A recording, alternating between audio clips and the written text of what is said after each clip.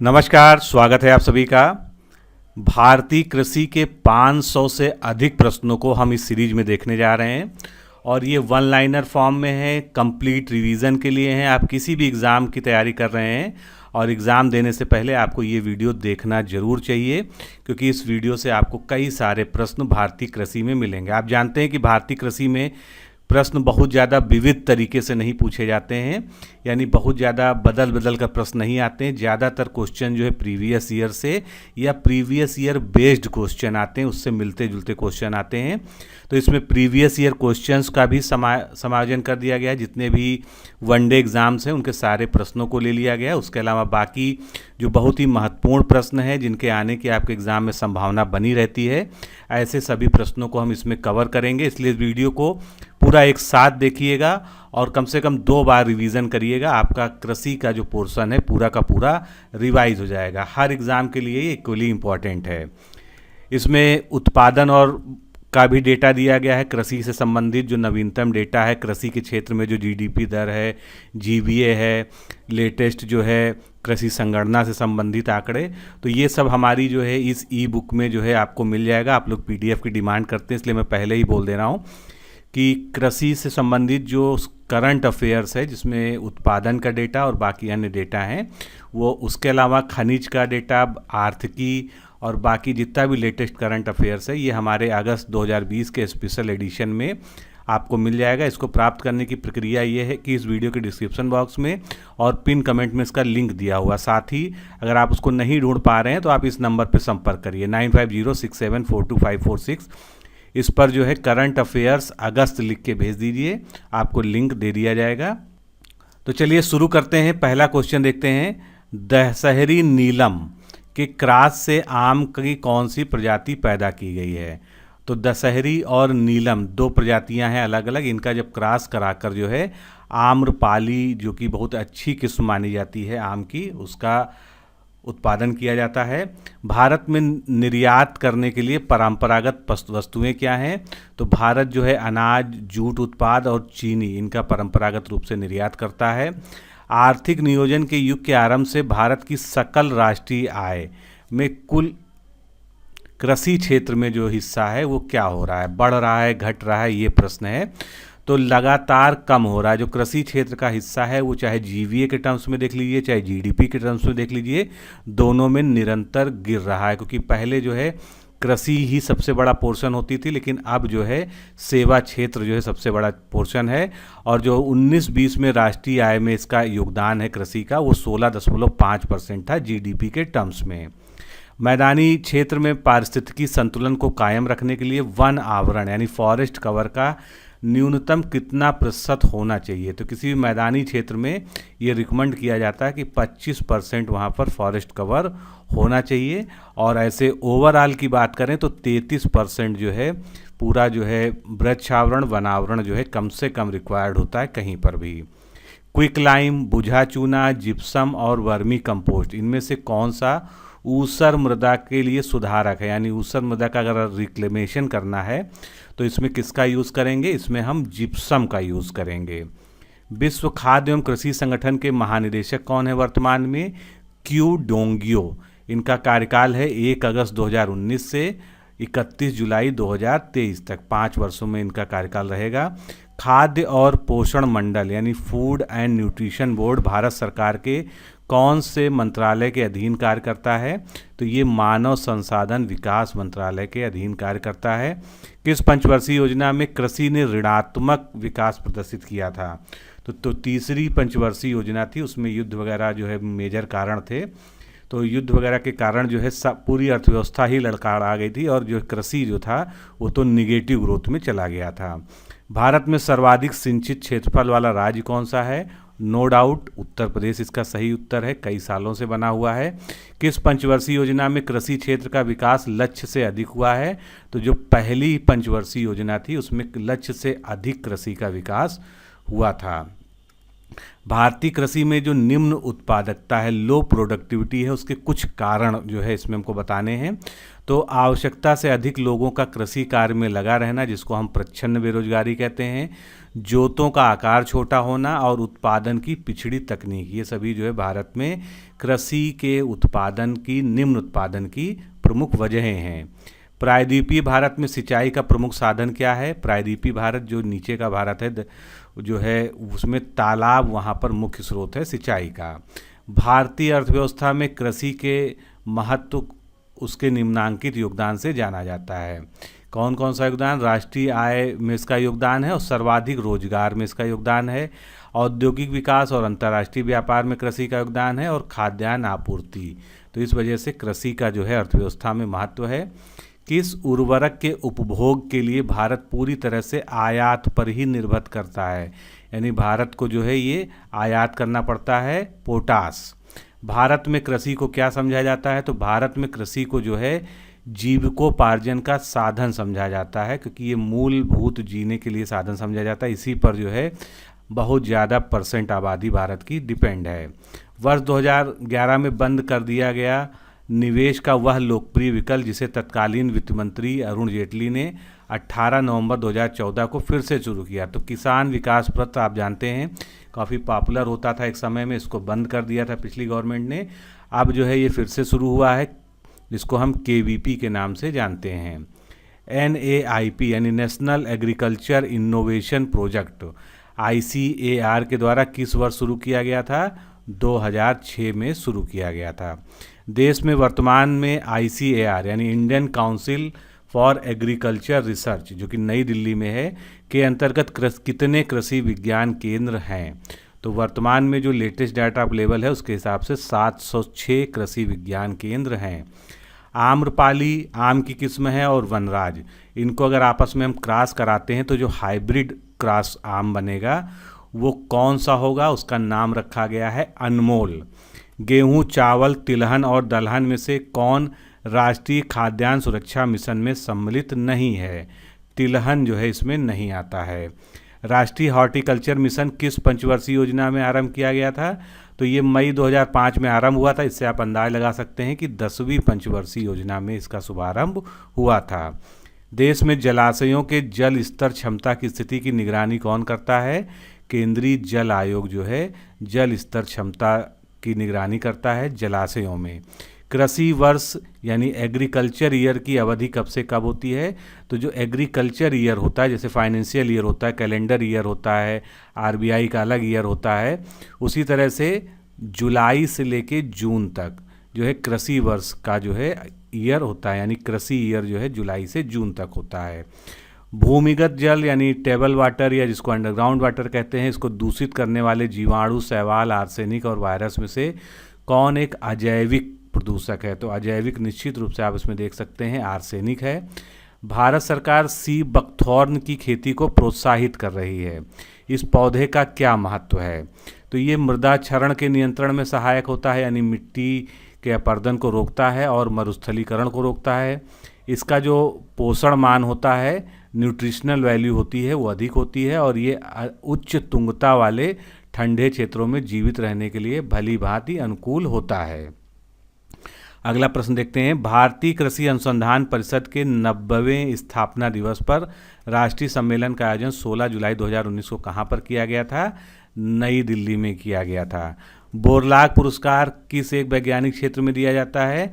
तो ये कृषि विज्ञान के क्षेत्र में बोरलाग पुरस्कार दिया जाता है, जो कि नॉर्मन बोरलाग के नाम पर शुरू किया गया था। वर्मी कल्चर में क्या प्रयुक्त होता है? कौन सा वर्म यूज होता है? अर्थवर्म यानी केचुए का इसमें प्रयोग किया जाता है। नॉर्मन अर्नेस्ट बोरलाग जो कि हरित क्रांति के जनक माने जाते हैं विश्व में, ये किस देश से संबंधित थे? ये अमेरिका से संबंधित थे। पूर्वोत्तर क्षेत्र में जैव उत्पादों को बढ़ावा देने हेतु कौन सी योजना आरंभ की गई है? तो ये योजना का नाम है जैव मूल्य श्रृंखला विकास योजना। ये स्पेशली कहाँ के लिए है? भारत के नॉर्थ ईस्ट के स्टेट्स के लिए। प्याज के छिलके को उतारने पर आंखों में आंसू आ जाते हैं, क्योंकि प्याज क्या निष्कासित करता है? तो प्याज में जो केमिकल कंपाउंड होता है वो होता है डाइसल्फाइड एसिड, उसकी वजह से जो है आंखों में आंसू आ जाते हैं। आप देखना है कि कौन कौन से कथन सत्य हैं, तो ये सारे सत्य कथन दिए हैं। मक्का का मंड, मंड मतलब स्टार्च, तो मक्का का मंड के उत्पादन के लिए प्रयोग किया जाता है। स्टार्च इससे प्रमुख रूप से प्राप्त करते हैं। मक्का से निष्कर्षित तेल जैव डीजल यानी बायोडीजल के लिए फीड स्टॉक हो सकता है, ये भी सही है। और मक्का के प्रयोग से अल्कोहलिक पेय बनाए जाते हैं, अल्कोहलिक ड्रिंक्स इससे तैयार की जाती हैं। तो मक्के के ये तीनों ही प्रयोग जो है सही दिए हुए हैं। आगे चलते हैं। गेहूं, चावल, चीनी और दाल, इनमें से कौन सा एक उत्पाद भारत में सामान्यतः निर्यात नहीं किया जाता है? दालें, क्योंकि भारत दाल का सबसे बड़ा उत्पादक तो है विश्व में, लेकिन भारत सबसे बड़ा उपभोक्ता भी है। हम जितनी दाल उगाते हैं वो हमारे लिए ही पर्याप्त हो पाती है, वो भी कम पड़ जाती है, इसलिए इसका निर्यात नहीं किया जाता है। प्रशीतन, प्रशीतन को इंग्लिश में क्या कहेंगे? रेफ्रिजरेशन, यानी ठंडे में रखना। तो प्रशीतन जो है खाद्य परीक्षण यानी फूड प्रोसेसिंग में किस प्रकार से मदद करता है? ये जैव रासायनिक अभिक्रियाओं को यानी बायोकेमिकल जो रिएक्शंस होती हैं उसकी दर को कम कर देता है। हाल ही में केंद्रीय कृषि मंत्रालय का नाम परिवर्तित किया गया है। अब इस मंत्रालय का क्या नाम हो गया है? केंद्रीय कृषि व कृषक कल्याण मंत्रालय। वर्ष 2020 का विश्व खाद्य पुरस्कार किसे प्रदान किया गया? डॉक्टर रतन लाल को। काफ़ी प्रोबेबल क्वेश्चन है। और पहला विश्व खाद्य पुरस्कार किसको दिया गया था? डॉक्टर MS स्वामीनाथन को। संसार में किस फसल का उत्पादन तथा क्षेत्रफल सर्वाधिक है? धान का। मक्का की पत्तियों के शीर्ष का सफ़ेद होना किस बात का सूचक होता है? तो अगर मक्का के पत्तियों का जो ऊपरी भाग है वो सफ़ेद हो रहा है तो इसका मतलब उसमें जिंक की कमी हो रही है। विश्व में कपास का सर्वाधिक क्षेत्रफल कहाँ पर पाया जाता है? भारत में पाया जाता है। लेकिन भारत का उत्पादन में कौन सा स्थान है? कपास के दूसरा स्थान है। पहला स्थान किसका है? चाइना का है। क्यूरिंग क्या है? ये एक एग्रीकल्चर की टेक्निक है। तो क्यूरिंग की क्रिया किस फसल में संपन्न होती है? ये तंबाकू यानी टोबैको की खेती में या टोबैको की फसल में यूज़ होती है। गन्ने के रस में समग्र ठोस पदार्थ में प्रतिशत को क्या कहते हैं? तो उसको ब्रिक्स कहते हैं। यानी गन्ने के रस में जो समग्र ठोस पदार्थ में प्रतिशत होता है उसका रस का, वो जो है ब्रिक्स कहलाता है। सर्वाधिक कार्बोहाइड्रेट किस खाद्यान्न में पाया जाता है? यहाँ पर ध्यान दीजिएगा, खाद्यान्न की बात हो रही है। तो सबसे ज़्यादा खाद्यान्न में जो है कार्बोहाइड्रेट मक्का में पाया जाता है, क्योंकि इसमें क्या होता है? स्टार्च की जो है बहुत ज़्यादा मात्रा होती है।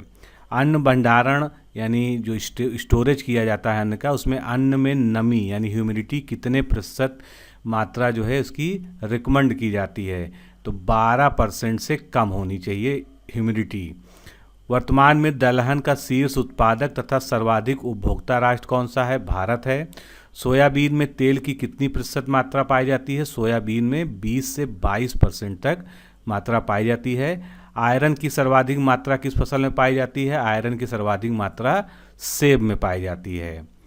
थायमिन, जिसको हम विटामिन B1 भी कहते हैं, ये सर्वाधिक किस फल में मिलता है? तो ये सबसे ज़्यादा जो है काजू में पाया जाता है। कई बार ये क्वेश्चन रिपीट करके पूछा गया है। अब हम सूची 1 और सूची 2 को मिलाते हैं। मिलान आपके सामने है। हरा सोना किसको कहते हैं? अफीम को कहते हैं। ये इसके जो है क्या है? संज्ञाएं हैं या उपमाएं हैं। झूठा सोना पाइराइट को कहते हैं। फलों का राजा आम है और फलों की रानी लीची के लिए उपमा दी जाती है। सर्वाधिक रबर उत्पादक राष्ट्र, यहाँ पर नेचुरल रबर की बात हो रही है, ये थाईलैंड करता है। तो प्राकृतिक रबर में थाईलैंड जो है टॉप पर है, पहले नंबर पे। दूसरे नंबर पे इंडोनेशिया है। तीसरे नंबर पे वियतनाम है। और भारत भी यहाँ पर अपना स्थान रखता है, चौथा स्थान। और 5वें नंबर पे चाइना है। कुफरी किस फसल की किस्म है? कुफरी आलू की किस्म है। कुफरी के बारे में जान लीजिए। कुफरी जो है शिमला में एक जगह है जहाँ पर राष्ट्रीय आलू अनुसंधान केंद्र है। इसीलिए आलू की जितनी आप वैरायटीज़ देखेंगे मोस्टली जो है उसमें कुफरी नाम जुड़ा होता है। जैसे कुफरी सिंदूरी, कुफरी सुनहरी, तो ये कुफरी नाम से जो फेमस वैरायटीज़ हैं वो ज़्यादातर आलू की होती हैं। आगे चलते हैं। चाय का जन्म स्थान यानी चाय की ओरिजिन प्लेस कहाँ पर है? नेटिव प्लेस कहाँ पर है?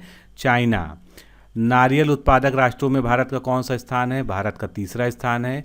पहले नंबर पे नारियल का उत्पादन इंडोनेशिया में होता है। दूसरे नंबर पर फिलीपींस में होता है। सूरजमुखी या सूर्यमुखी का नेटिव प्लेस कहाँ है? North America. नॉर्थ अमेरिका उसका नेटिव है। शीर्ष केसर उत्पादक राज्य भारत का कौन सा है? जम्मू कश्मीर है।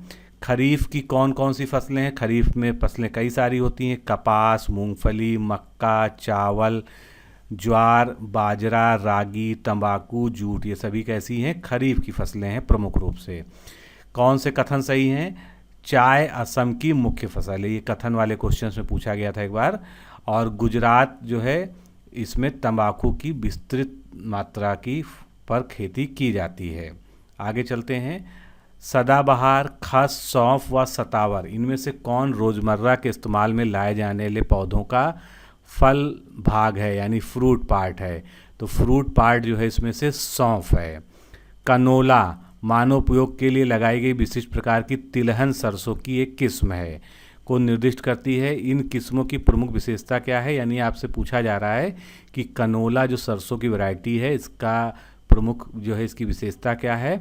इनके तेल में एरूसिक एसिड बहुत अल्प मात्रा में होता है। आलू क्या है? आलू एक कंद है, तने से जो है डेवलप होता है। अंग्रेजों द्वारा सर्वप्रथम कहवा बागवान यानी कॉफ़ी के बागान कहाँ पर लगाए गए थे? चिकमंगलुरु जनपद में। चावल, मसूर, गेहूँ, इनमें से किस फसल में उत्तर प्रदेश भारत में सबसे बड़ा उत्पादक है? तो निश्चित रूप से गेहूं का जो है सबसे बड़ा उत्पादक है, लेकिन चावल या धान की बात कर लेते हैं। धान का सबसे बड़ा उत्पादक पश्चिम बंगाल है, उसके बाद दूसरे नंबर पे उत्तर प्रदेश आता है, तीसरे नंबर पे पंजाब। मसूर का सबसे बड़ा उत्पादक मध्य प्रदेश है, दूसरे नंबर पर उत्तर प्रदेश है, तीसरे नंबर पर पश्चिम बंगाल है। ये सभी लेटेस्ट डाटा है जो 18-19 का चतुर्थ अनुमान है एग्रीकल्चर डिपार्टमेंट का, उसके अनुसार ये सभी डेटा है। आगे चलते हैं। केंद्रीय धान संस्थान जो कि कटक उड़ीसा में है के वैज्ञानिकों द्वारा विश्व का प्रथम अत्युत्तम धान का नामकरण हुआ है, तो इसका नाम क्या रखा गया है? लूनी श्री। राष्ट्रीय खाद्य प्रौद्योगिकी एवं प्रबंधन संस्थान कहाँ पर स्थापित है? ये कुंडली नामक जगह है हरियाणा में। कैल्शियम कार्बाइड रसायन कौन सी गैस उत्सर्जित करता है? इससे एसिटिलीन गैस निकलती है। फलों में अधिकतर कौन सी शुगर पाई जाती है? फ्रक्टोज शुगर फलों में पाई जाती है, हमेशा याद रखिएगा। फ्रूट्स से कौन सी शुगर? फ्रक्टोज शुगर, एफ का यहाँ पर है। खाद्य प्रसंस्करण यानी फूड प्रोसेसिंग के जनक कौन कहलाते हैं? तो इसके जनक कहलाते हैं निकोलस अपर्ट। नेक्स्ट क्वेश्चन देखते हैं। भारत में खाद्य पदार्थों के प्रोसेसिंग हेतु 3 गामा संयंत्र कहाँ लगाए गए हैं? तो ये 3 संयंत्र हैं, एक तो सोनीपत हरियाणा में है, दूसरा अंबरनाथ महाराष्ट्र में, तीसरा गुजरात में है। सीरे में एस्टिक एसिड की मात्रा कितने % होती है? तो सीरे में एस्टिक एसिड होता है 2 से 3% तक। अम्लीय यानी एसिडिक खाद्य पदार्थ में उपस्थित जीवाणु किस तापक्रम पर निष्क्रिय करते हैं? 100 डिग्री सेंटीग्रेड पर। मार्मलेट तैयार किया जाता है, मार्मलेट जो है नींबू प्रजाति यानी सिट्रस फ्रूट्स की जो प्रजातियां हैं सिट्रस की, उससे तैयार किया जाता है। नमक की कितनी मात्रा जो है खाद्य प्रसंस्करण के लिए पर्याप्त होती है? 15 से 25%। आगे बढ़ते हैं। जैली में अम्ल, चीनी की सांद्रता एवं जल की मात्रा कितनी होनी चाहिए? तो जैली में अम्ल कितना होना चाहिए? क्रमशः देख लेते हैं। 0.5 से लेके 1% तक। चीनी की सांद्रता जो है जैली में 65% तक, और जल की मात्रा जो है 33 से 38% तक होती है। पोटेशियम मेटाबाइसल्फेट का प्रयोग किसमें करते हैं? हल्के रंग वाले पेय पदार्थों में पोटेशियम मेटाबाइसल्फेट मिलाते हैं। अचार में जो नमक मिलाया जाता है कितने प्रतिशत मात्रा होनी चाहिए? 15 से 16% होनी चाहिए। लहसुन में जो विशिष्ट गंध आती है उसका कारण क्या होता है? सल्फर यौगिक, सल्फर कंपाउंड्स होते हैं, उसके कारण लहसुन में एक विशेष गंध होती है। टमाटर का जो केचप बनता है उसमें प्रयुक्त होने वाली संरक्षी रसायन यानी प्रिजर्वेटिव कौन सा उसमें यूज़ होता है? Sodium benzoate. आगे चलते हैं। फल एवं सब्जी प्रसंस्करण उद्योग की स्थापना कब की गई थी? 1 जनवरी 1993 को की गई थी। कार्डियल बनाने के लिए कुल ठोस पदार्थ एवं सल्फर डाइऑक्साइड की कितनी मात्रा होनी चाहिए? 30%, और सल्फर डाइऑक्साइड जो है 350 ppm पार्ट पर मिलियन होना चाहिए। भारत में खाद्य प्रसंस्करण उद्योग मंत्रालय की स्थापना कब की गई थी? जुलाई 1988 में। सूरजमुखी, सरसों, मूंगफली एवं सोयाबीन वनस्पति तेल में से कौन सा हृदय रोगियों के लिए उपयुक्त है? सूरजमुखी का तेल। पके आम, पके पपीते, गाजर और पके टमाटर में से सर्वाधिक विटामिन ए किसमें पाया जाएगा? तो बहुत बार ये क्वेश्चन पूछा गया है, कई बार घुमा घुमा के पूछा जाता है। तो अगर हम पके हुए आम की बात करते हैं तो सबसे ज़्यादा विटामिन ए उसी में पाया जाता है। आगे चलते हैं। आलू, बंडा, शकरकंद और जिमीकंद, ये सभी सब्जियां आप लोग जानते होंगे। इनमें से कौन सी सब्जी जो है रूपांतरित जड़ है यानी मॉडिफाइड रूट है? तो ये है शकरकंद। आलू, टमाटर, आम और अंगूर में से किस फल का विश्व में सर्वाधिक उत्पादन किया जाता है? तो दुनिया में सबसे ज़्यादा जो है इन फलों में से आलू का उत्पादन होता है। प्याज, मेथी, लोबिया में से किस सब्जी में सर्वाधिक कैल्शियम तत्व पाया जाता है? सबसे ज़्यादा कैल्शियम पाया जाता है मेथी में। रागी, चावल, अंडा और बिना मलाई वाला दूध में से कौन सा एक पौष्टिक कैल्शियम का अच्छा स्रोत नहीं है? तो चावल में जो है कैल्शियम की मात्रा बहुत ही कम पाई जाती है, बाकी सभी में कैल्शियम पाया जाता है। सेब, संतरा, आंवला और आम, तो ये 4 फ्रूट्स हैं। इनमें से किस फल में एस्पार्बिक एसिड की मात्रा सर्वाधिक होती है? एस्पार्बिक एसिड मतलब विटामिन सी, तो आंवला में जो है सर्वाधिक होता है इन सभी में से। सस्य स्वरूप को प्रभावित करने वाला सर्वाधिक महत्वपूर्ण पहलू क्या है? भौगोलिक सोच विचार। भारत में मक्के की फसल किसके द्वारा लाई गई थी? तो भारत में जो मक्के की फसल इंट्रोड्यूस कराई गई थी वो पुर्तगालियों द्वारा कराई गई थी। अब मक्के में जो है हम शीर्ष उत्पादक राज्य भारत में बात कर लेते हैं तो कर्नाटक है, दूसरे नंबर पर मध्य प्रदेश है, तीसरे नंबर पर बिहार है। अधिकांश फलों में फ्रक्टोज शुगर पाई जाती है, किंतु अंगूर में ग्लूकोज की अधिकता होती है। और सुक्रोज किस में पाया जाता है? सुक्रोज जो है गन्ने में पाया जाता है। एस से शुगर केन, और शुगर केन में क्या पाया जाता है? सुक्रोज पाया जाता है। इसको ऐसे याद रखिएगा एस वाले फार्मूले से। रोज सेंटेड प्रजाति किस फसल की संबंधित है? ये लीची संबंधित है। सुपर स्टार प्रजाति क्या है? ये गुलाब की एक प्रजाति है। अल्फा क्या होती है? एक प्रकार की घास होती है। 1 स्क्वायर किलोमीटर यानी 1 वर्ग किलोमीटर में कितने हेक्टेयर होते हैं? 100 हेक्टेयर होते हैं 1 स्क्वायर किलोमीटर में। सेब की सुगंध मुख्यतः किसके कारण होती है? मैलिक एसिड के कारण। सेब में मैलिक एसिड पाया जाता है, कई बार ये क्वेश्चन आ चुका है। छिली हुई सब्जियों को धोने से कौन सा विटामिन निकल जाता है? तो आप जानते हैं विटामिन सी वाटर सॉल्युबल होता है और इसलिए जो है ये निकल जाता है। भारत में मक्के की खेती किस मौसम में की जाती है? भारत में जो है मक्का वर्ष भर बोया जाता है। भारत में जूट का सर्वाधिक क्षेत्रफल कहाँ पर है? पश्चिम बंगाल में। क्षेत्रफल के मामले में पश्चिम बंगाल में है और उत्पादन में भी जो है जूट सबसे ज़्यादा पश्चिम बंगाल में होता है। दूसरे नंबर पे बिहार, तीसरे नंबर पे असम। अगर वर्ल्ड में बात करें तो वर्ल्ड लेवल पर सबसे ज़्यादा जूट उत्पादन भारत में होता है। दूसरे नंबर पे बांग्लादेश, तीसरे नंबर पे चाइना। किस कृषि वैज्ञानिक ने महाधान या सुपर राइस का विकास किया था? GS खुश ने। चावल की खेती के लिए आदर्श जलवायु की परिस्थितियां कौन सी हैं? 100 सेंटीमीटर से ऊपर वर्षा और 25 सेंटीमीटर से ऊपर का ताप। साओ पोलो तंबाकू, चाय, कहवा एवं कोकोवा में से किसके उत्पादन के लिए प्रसिद्ध है? तो साओ पोलो जो है कहवा यानी कॉफ़ी के, क्योंकि इसको कॉफ़ी पोर्ट भी कहा जाता है, तो ये कहवा के उत्पादन के लिए फेमस है। यदि खाद्यान्नों को सुरक्षित करना हो तो कटाई के समय उसकी आर्द्रता अंश कितने प्रतिशत से अधिक नहीं होनी चाहिए?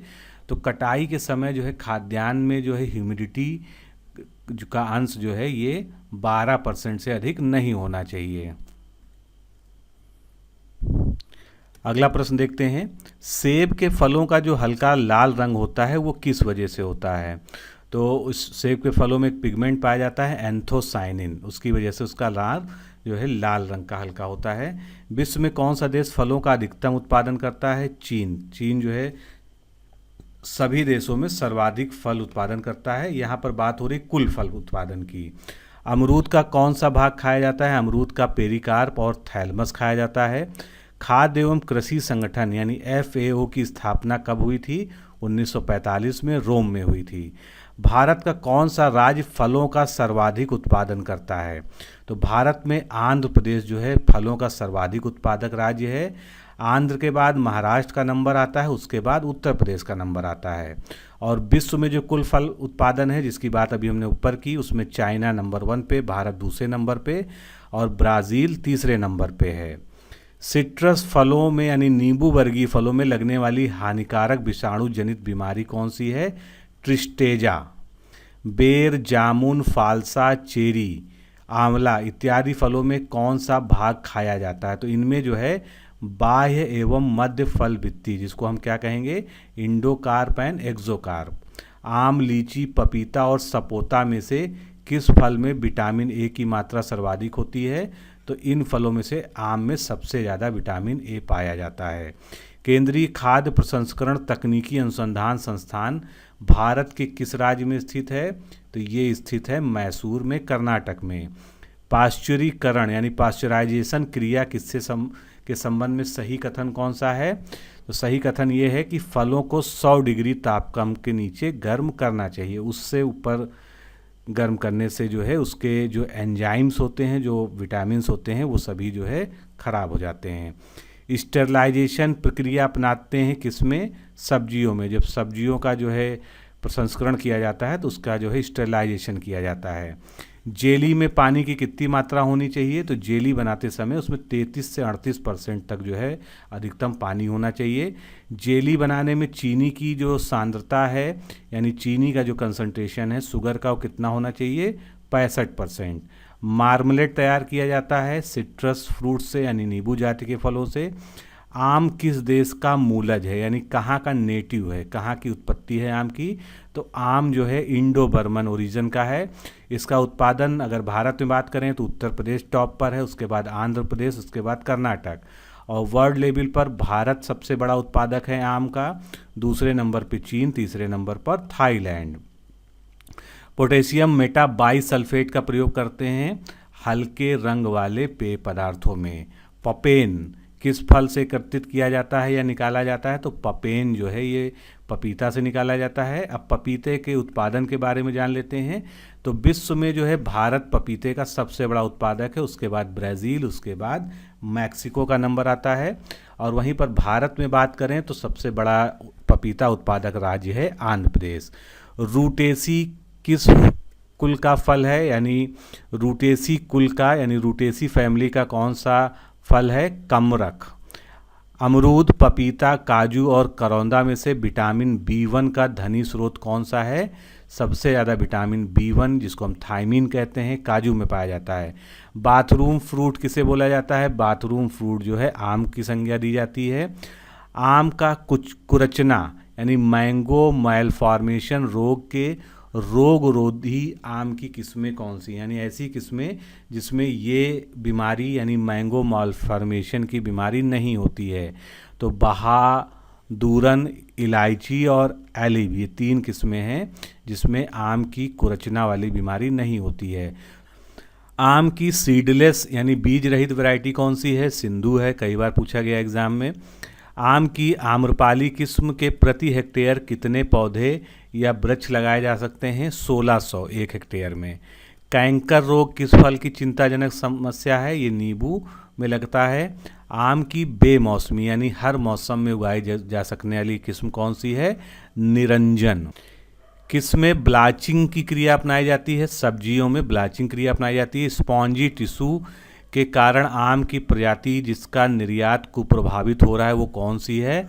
अल्फांसो। अल्फांसो जो है प्रमुख निर्यातक किस्म है आम की, लेकिन इसमें एक बीमारी हो जाती है जिसका नाम है स्पैंजी टिश्यू। हरित क्रांति के फलस्वरूप गेहूं का प्रति एकड़ उत्पादन का रिकॉर्ड अंक क्या था?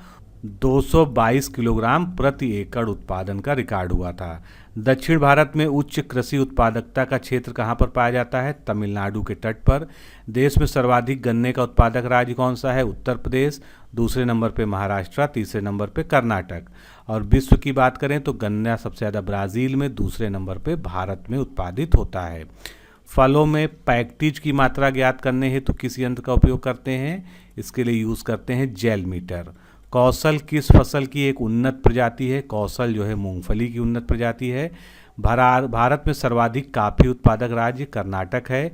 मैक्रोनी गेहूं किन परिस्थितियों के लिए सबसे उपयुक्त है? असिंचित परिस्थितियों के लिए, यानी जहां पर जो है सिंचाई के साधन बहुत ही कम मौजूद होते हैं।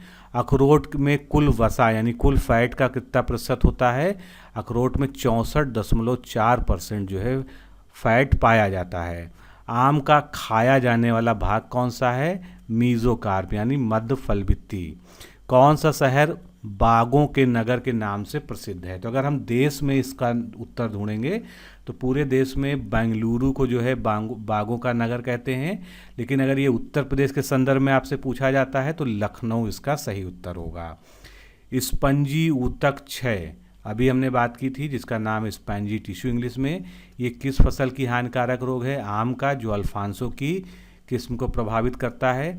मसूर, अलसी, सरसों और सोयाबीन में कौन सी एक खरीफ की फसल है? तो इसमें से सोयाबीन जो है एक खरीफ की फसल है। पालक, गाजर, पात गोभी और फूल गोभी, इसमें से विटामिन ए की सर्वाधिक मात्रा किसमें पाई जाती है? सबसे ज़्यादा विटामिन ए पालक में पाया जाता है। केले के वृक्ष का प्रसारण किस विधि द्वारा किया जाता है? सोड़, भुस्तारी या वाटर सकर्स के द्वारा। फलों का फटना, फूल स्प्लिटिंग, अधोलिखित फलों की एक महत्वपूर्ण समस्या है। यानी ये जो है समस्या किसके में होती है? लीची में होती है, बेर में होती है, चेरी में होती है। सभी जो है फल मैच्योर होने पर चटक जाते हैं। लखनऊ 49 किसकी एक फेमस किस्म है? ये अमरूद की किस्म है। भारत का कौन सा राज्य काजू का सबसे बड़ा उत्पादक है? तो काजू का सर्वाधिक उत्पादन करता है महाराष्ट्र, दूसरे नंबर पे आंध्र प्रदेश, तीसरे नंबर पे उड़ीसा। आम में काला सीरा यानी ब्लैक टिप रोग का कारण क्या है? तो ब्लैक टिप रोग जो है एक बैक्टीरिया या जीवाणु की वजह से होता है। संसार में अनानास का सबसे बड़ा उत्पादक देश कौन सा है? Costa Rica. भारत में किस राज्य में आम का उत्पादन सर्वाधिक होता है? उत्तर प्रदेश में। पॉली इम्ब्रियानी यानी बहुभ्रूणता, यानी एक ही फल में कई सारे भ्रूण पाए जाना, किन फलों में पाया जाता है? जामुन में, आम में, सिट्रस फ्रूट में। सेब किस प्रकार का फल है? सेब एक जो है फाल्स फ्रूट है। सेब का कौन सा भाग खाया जाता है? सेब का जो है फ्लैसी थैलमस या गूदेदार पुष्पासन खाया जाता है। कई एग्जाम्स में ये पूछा जा चुका है। वानस्पतिक रूप से केला क्या है? केरा जो है एक बेरी फ्रूट है। कैल्शियम कार्बाइड रसायन बेंजीन, इथाइलिन और एसिटिलीन और मीथेन गैस में से कौन सी गैस निकालता है? तो कैल्शियम कार्बाइड रसायन जो है एसिटिलीन गैस प्रोड्यूस करता है। नींबू जाति के फलों में सिट्रस कैंकर का प्रमुख कारण क्या है? एक जीवाणु। पनामा म्लानी एक भयानक बीमारी है किस फसल की? केला की। पनामा रोग जो है केले का बहुत ही खतरनाक रोग है। कुर्ग, हनीड्यू, पूसा डेलिशियस, पूसा नन्हा, पूसा ड्वार्फ, ये किस फल वृक्ष की उत्तर प्रजातियां हैं? तो ये जो है पपीता की जो है प्रजातियां हैं। आगे चलते हैं। मध्य एशिया, दक्षिण अमेरिका, पूर्वी यूरोप और उष्ण अमेरिका में से पपीता की उत्पत्ति कहाँ मानी जाती है? तो पपीता का नेटिव कंट्री है उष्ण अमेरिका। अर्कावती किस फल की संकर किस्म है यानी हाइब्रिड किस्म है? तो अर्कावती जो है अंगूर की एक हाइब्रिड किस्म है। बंची टॉप किस फसल की बीमारी है? तो बंची टॉप जो है केले की बीमारी है, इसको बोला जाता है बंची टॉप ऑफ बनाना। लंगड़ा, दशहरी, आम्रपाली और बेनिशान में से कौन सी एक आम की नियमित फल देने वाली किस्म है? आम्रपाली। देश में मसाले के उत्पादन में प्रथम स्थान किस प्रदेश का है? मध्य प्रदेश का है। मध्य प्रदेश के बाद राजस्थान, राजस्थान के बाद आंध्र प्रदेश का नंबर आता है। सेब फ्रूट के बगीचों में सर्वाधिक हानि किस रोग के कारण होती है? तो एप्पल स्कैब नामक एक बीमारी होती है, उसके कारण जो है सेब फल के बगीचों में सबसे ज़्यादा नुकसान होता है। पूसा सीडलेस किस्म आम, अंगूर, अमरूद और अनानास में से किसकी है? तो जो पूसा सीडलेस है ये अंगूर की एक प्रजाति है। पपीते के फलों में पीला रंग किस पिगमेंट के कारण होता है? ये होता है कैरिका जैंथिन नामक पिगमेंट के कारण। सिगाटोका किस फल वृक्ष से संबंधित है? सिगाटोका जो है ये केले संबंधित है। कल्याण सोना बहुत ही फेमस किस्म है किसकी? गेहूं की। कई बार ये क्वेश्चन पूछा गया एग्जाम्स में। किस खुशबूदार उपज यानी मसाले के उत्पादन के लिए नागौर प्रसिद्ध है राजस्थान का? मेथी के उत्पादन के लिए। लीची फल को खाने वाला भाग कौन सा है? लीची का हम क्या खाते हैं? गूदेदार बीज चोल, जिसको हम फ्लैसी एरिल कहते हैं इंग्लिश में। आम, अमरूद, जामुन और बेल में से कौन सा फल डायबिटीज़ रोगी यानी शुगर पेशेंट के लिए अमृत माना जाता है? जामुन। जामुन का फल भी खाया जाता है, जामुन के जो बीज होते हैं उसको पीस के भी उसका चूर भी खिलाया जाता है। कौन सा रसायन फलों और सब्जियों को दृढ़ रखने के लिए उपयोग किया जाता है? Calcium chloride. जेली के लिए फलियों की पर्याप्त मात्रा होनी चाहिए, तो फलों में पैक्टिन जो है पर्याप्त मात्रा में होना चाहिए। सिरका या विनेगर में कितने प्रतिशत एसिटिक एसिड होता है? 4 to 5%। अल्कोहलिक किण्वन में खमीर किस पर क्रिया करता है? कार्बोहाइड्रेट पर क्रिया करता है। सेब को चाकू से काटने पर उसका रंग किस कारण से भूरा हो जाता है? तो जब सेब को चाकू से काटा जाता है तो पहले इसका सामान्य उत्तर है कि उसमें एंजाइम की क्रिया होती है। तो फलों में स्थित जो है पॉलीफिनोलिक कंपाउंड जो है वायु में ऑक्सीडाइज होकर रंग बदल देते हैं और वो जो है भूरा दिखने लगता है। स्क्वैश किस प्रकार के फलों से बनाया जाता है? नींबू तथा संतरा, यानी जितने भी सिट्रस फ्रूट्स होते हैं जिसमें नींबू आता है, संतरा आता है, खट्टे फल आते हैं, वो सभी उससे स्क्वैश बनाया जा सकता है। फलों में रंग परिवर्तन होता है किस कारण? एंजाइम्स के कारण।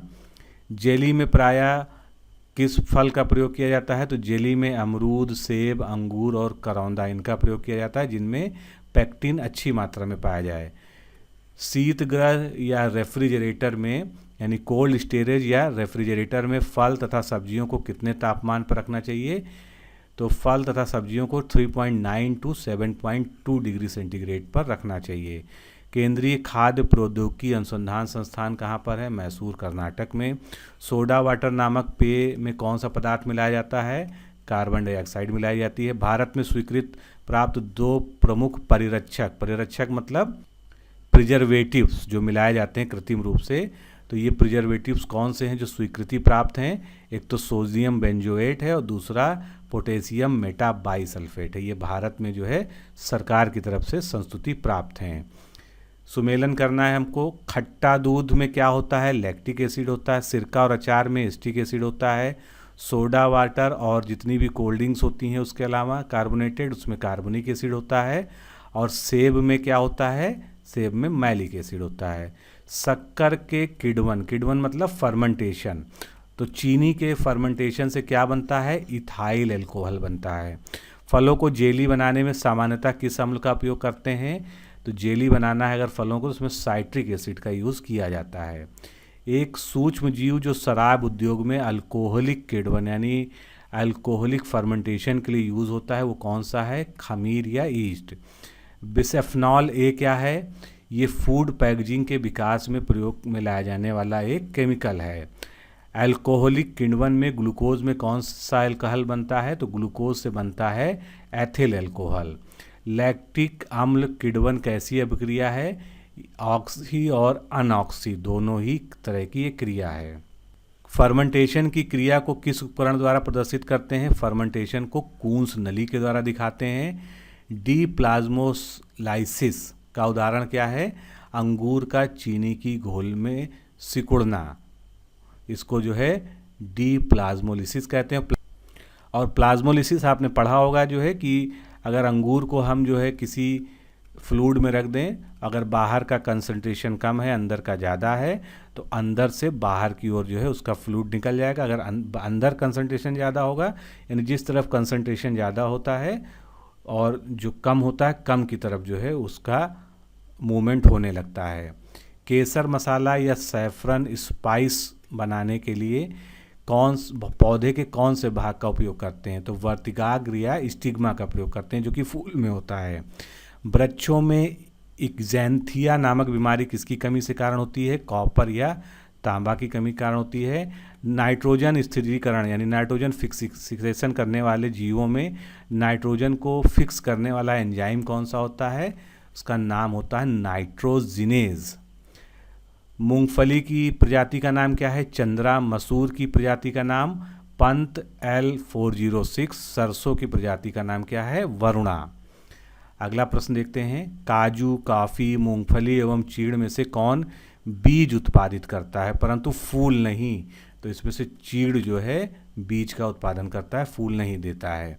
भारत में मुख्यतः वर्षा आधारित फसलें कौन सी हैं? मूंगफली, तिल और बाजरा। भारत की निम्नलिखित फसल दलहन, चारा और हरी खाद में प्रयोग होती है कौन सी? लोबिया और मूंग। ये जो है तो लोबिया और मूंग जो है इनका प्रयोग दलहन के रूप में भी होता है, दलहन तो ये है ही हैं। चारा के लिए भी होता है और हरी खाद बनाने में भी होता है। मूंगफली कहाँ की प्रमुख फसल है? मूंगफली गैम्बिया की प्रमुख फसल है। मूंगफली, मक्का, कपास और सरसों में से कौन सी एक फसल खरीफ की नहीं है? तो सरसों जो है खरीफ की फसल नहीं। सरसों कैसी फसल है? सरसों जो है रबी की फसल है। गंगा के निचले मैदानों की यह विशेषता है कि यहाँ वर्ष भर जलवायु उच्च तापमान के साथ आर्द्र बना रहता है। इस क्षेत्र के लिए कौन सी फसल सबसे उपयुक्त होती है? धान और जूट। आगे चलते हैं। कपास में जो रेशे प्राप्त होते हैं वो किस भाग से प्राप्त होते हैं? तने से, यानी उसके स्टेम से प्राप्त करते हैं। अरहर, चना, मूंग, मक्का और उड़द में से कौन सी फसलें जायद में मुख्यतः सिंचित क्षेत्रों में उगाई जाती हैं? मूंग और उड़द।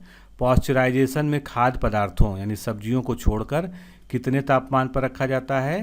61 डिग्री सेंटीग्रेड पे। भारत के किस राज्य में तंबाकू की कृषि के अंतर्गत बृहत्तम क्षेत्र है? तो भारत में जो है तंबाकू का जो क्षेत्रफल है सर्वाधिक वो गुजरात में है। वरुणा, पूसा गोल्ड, पूसा जय किसान, NRC HB 506 इसमें से कौन सी एक हाइब्रिड सरसों की उन्नत प्रजाति है? तो इसमें से हाइब्रिड सरसों है NRC HB 506। वर्ष 1819 में कौन सा राज्य कुल तिलहन में अग्रणी यानी प्रथम स्थान पर रहा? मध्य प्रदेश। तो टोटल तिलहन में मध्य प्रदेश सबसे ज़्यादा है, उसके बाद राजस्थान, उसके बाद महाराष्ट्र और उत्तर प्रदेश यहाँ पर चौथे नंबर पे आता है।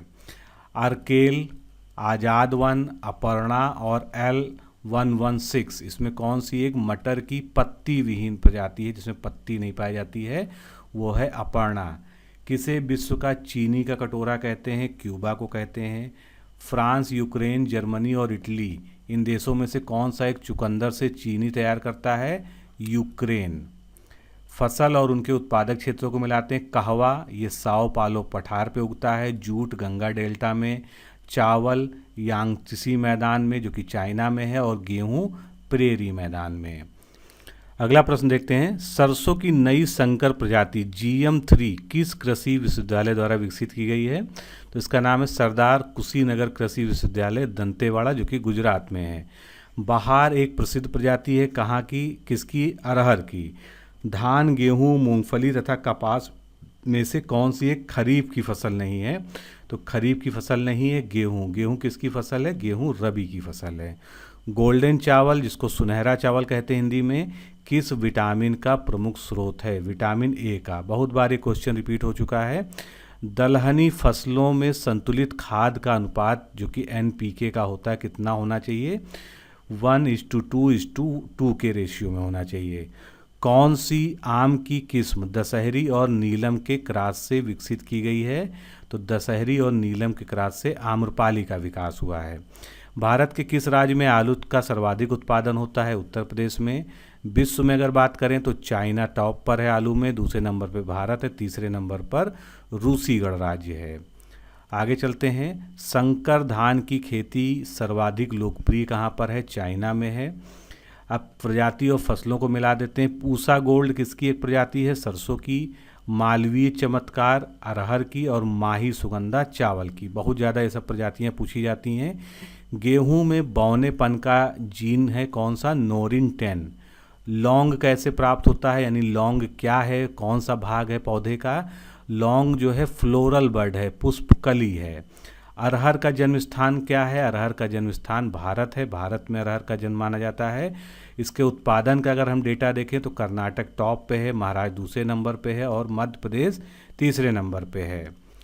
फसल का वह प्रकार जिसमें नाइट्रोजन संचित करने की क्षमता होती, तो नाइट्रोजन फिक्सेशन होता है दलहनी फसलों में यानी दालों में। भागीरथी घाटी में राजमा और आलू की खेती प्रारंभ करने का श्रेय किसको दिया जाता है? फ्रेडरिक विल्सन को दिया जाता है। राष्ट्रीय केला अनुसंधान केंद्र कहाँ पर स्थित है? त्रिची में। धान, गेहूं, मक्का तथा सोयाबीन में कौन सा एक C4 प्लांट है?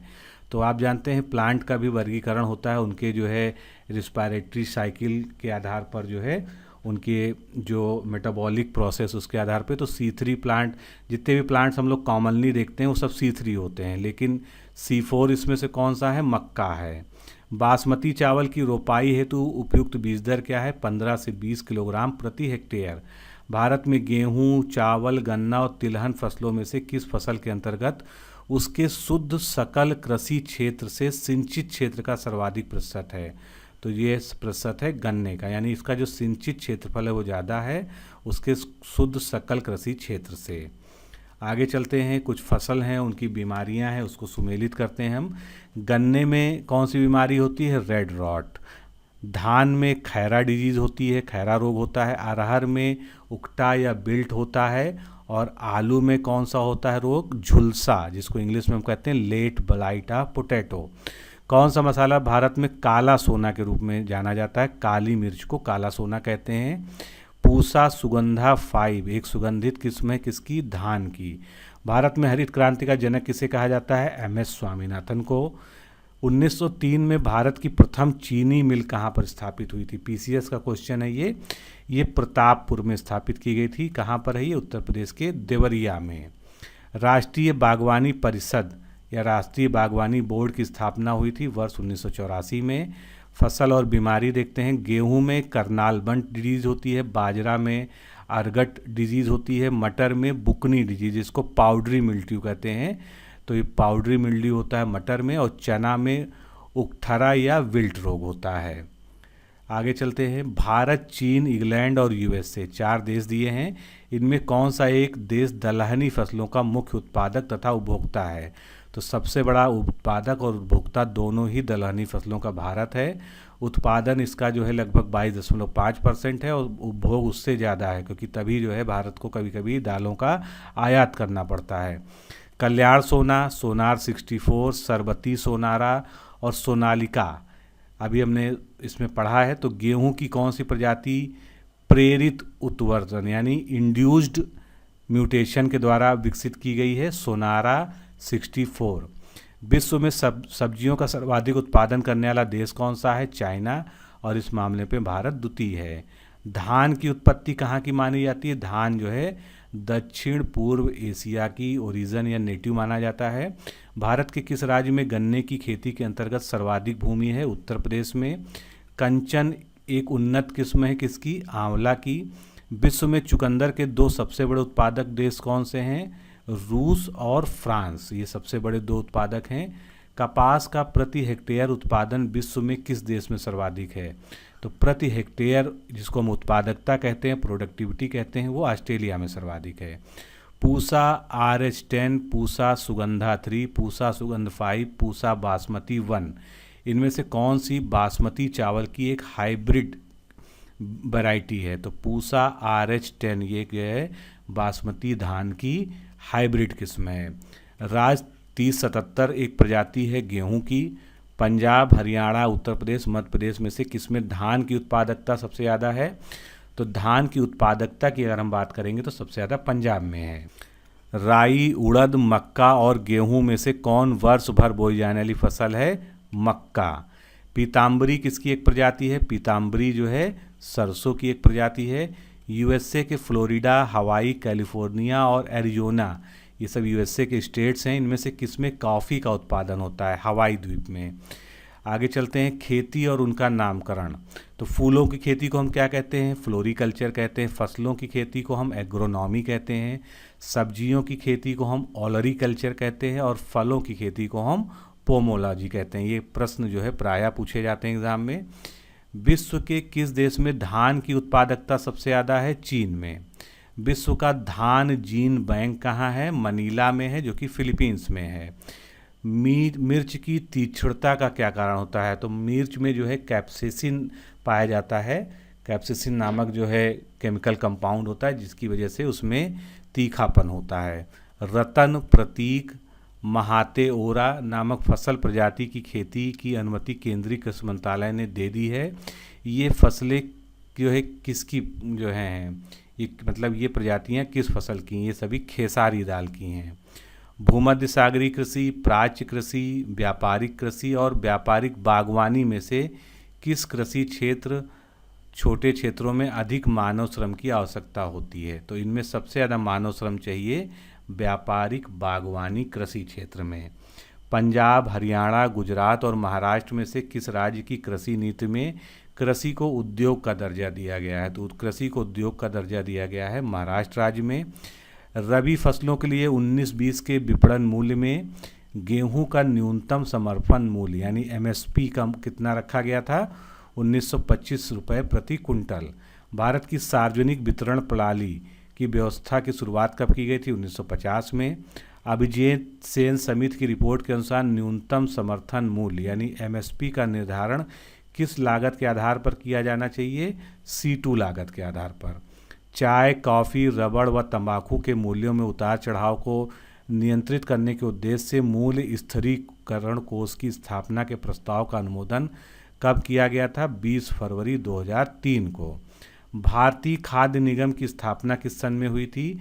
तो भारतीय खाद्य निगम या फूड कॉरपोरेशन ऑफ इंडिया, जिसको हम लोग FCI कहते हैं कॉमनली, 1965 में स्थापित हुआ था। भूधारण प्रणाली की रैयतवारी व्यवस्था की शुरुआत भारत में किसने की थी? टॉमस मुनरो ने की थी। भूदान आंदोलन कार्यक्रम आचार्य विनोबा भावे द्वारा सर्वप्रथम किस देश में आरंभ किया गया था?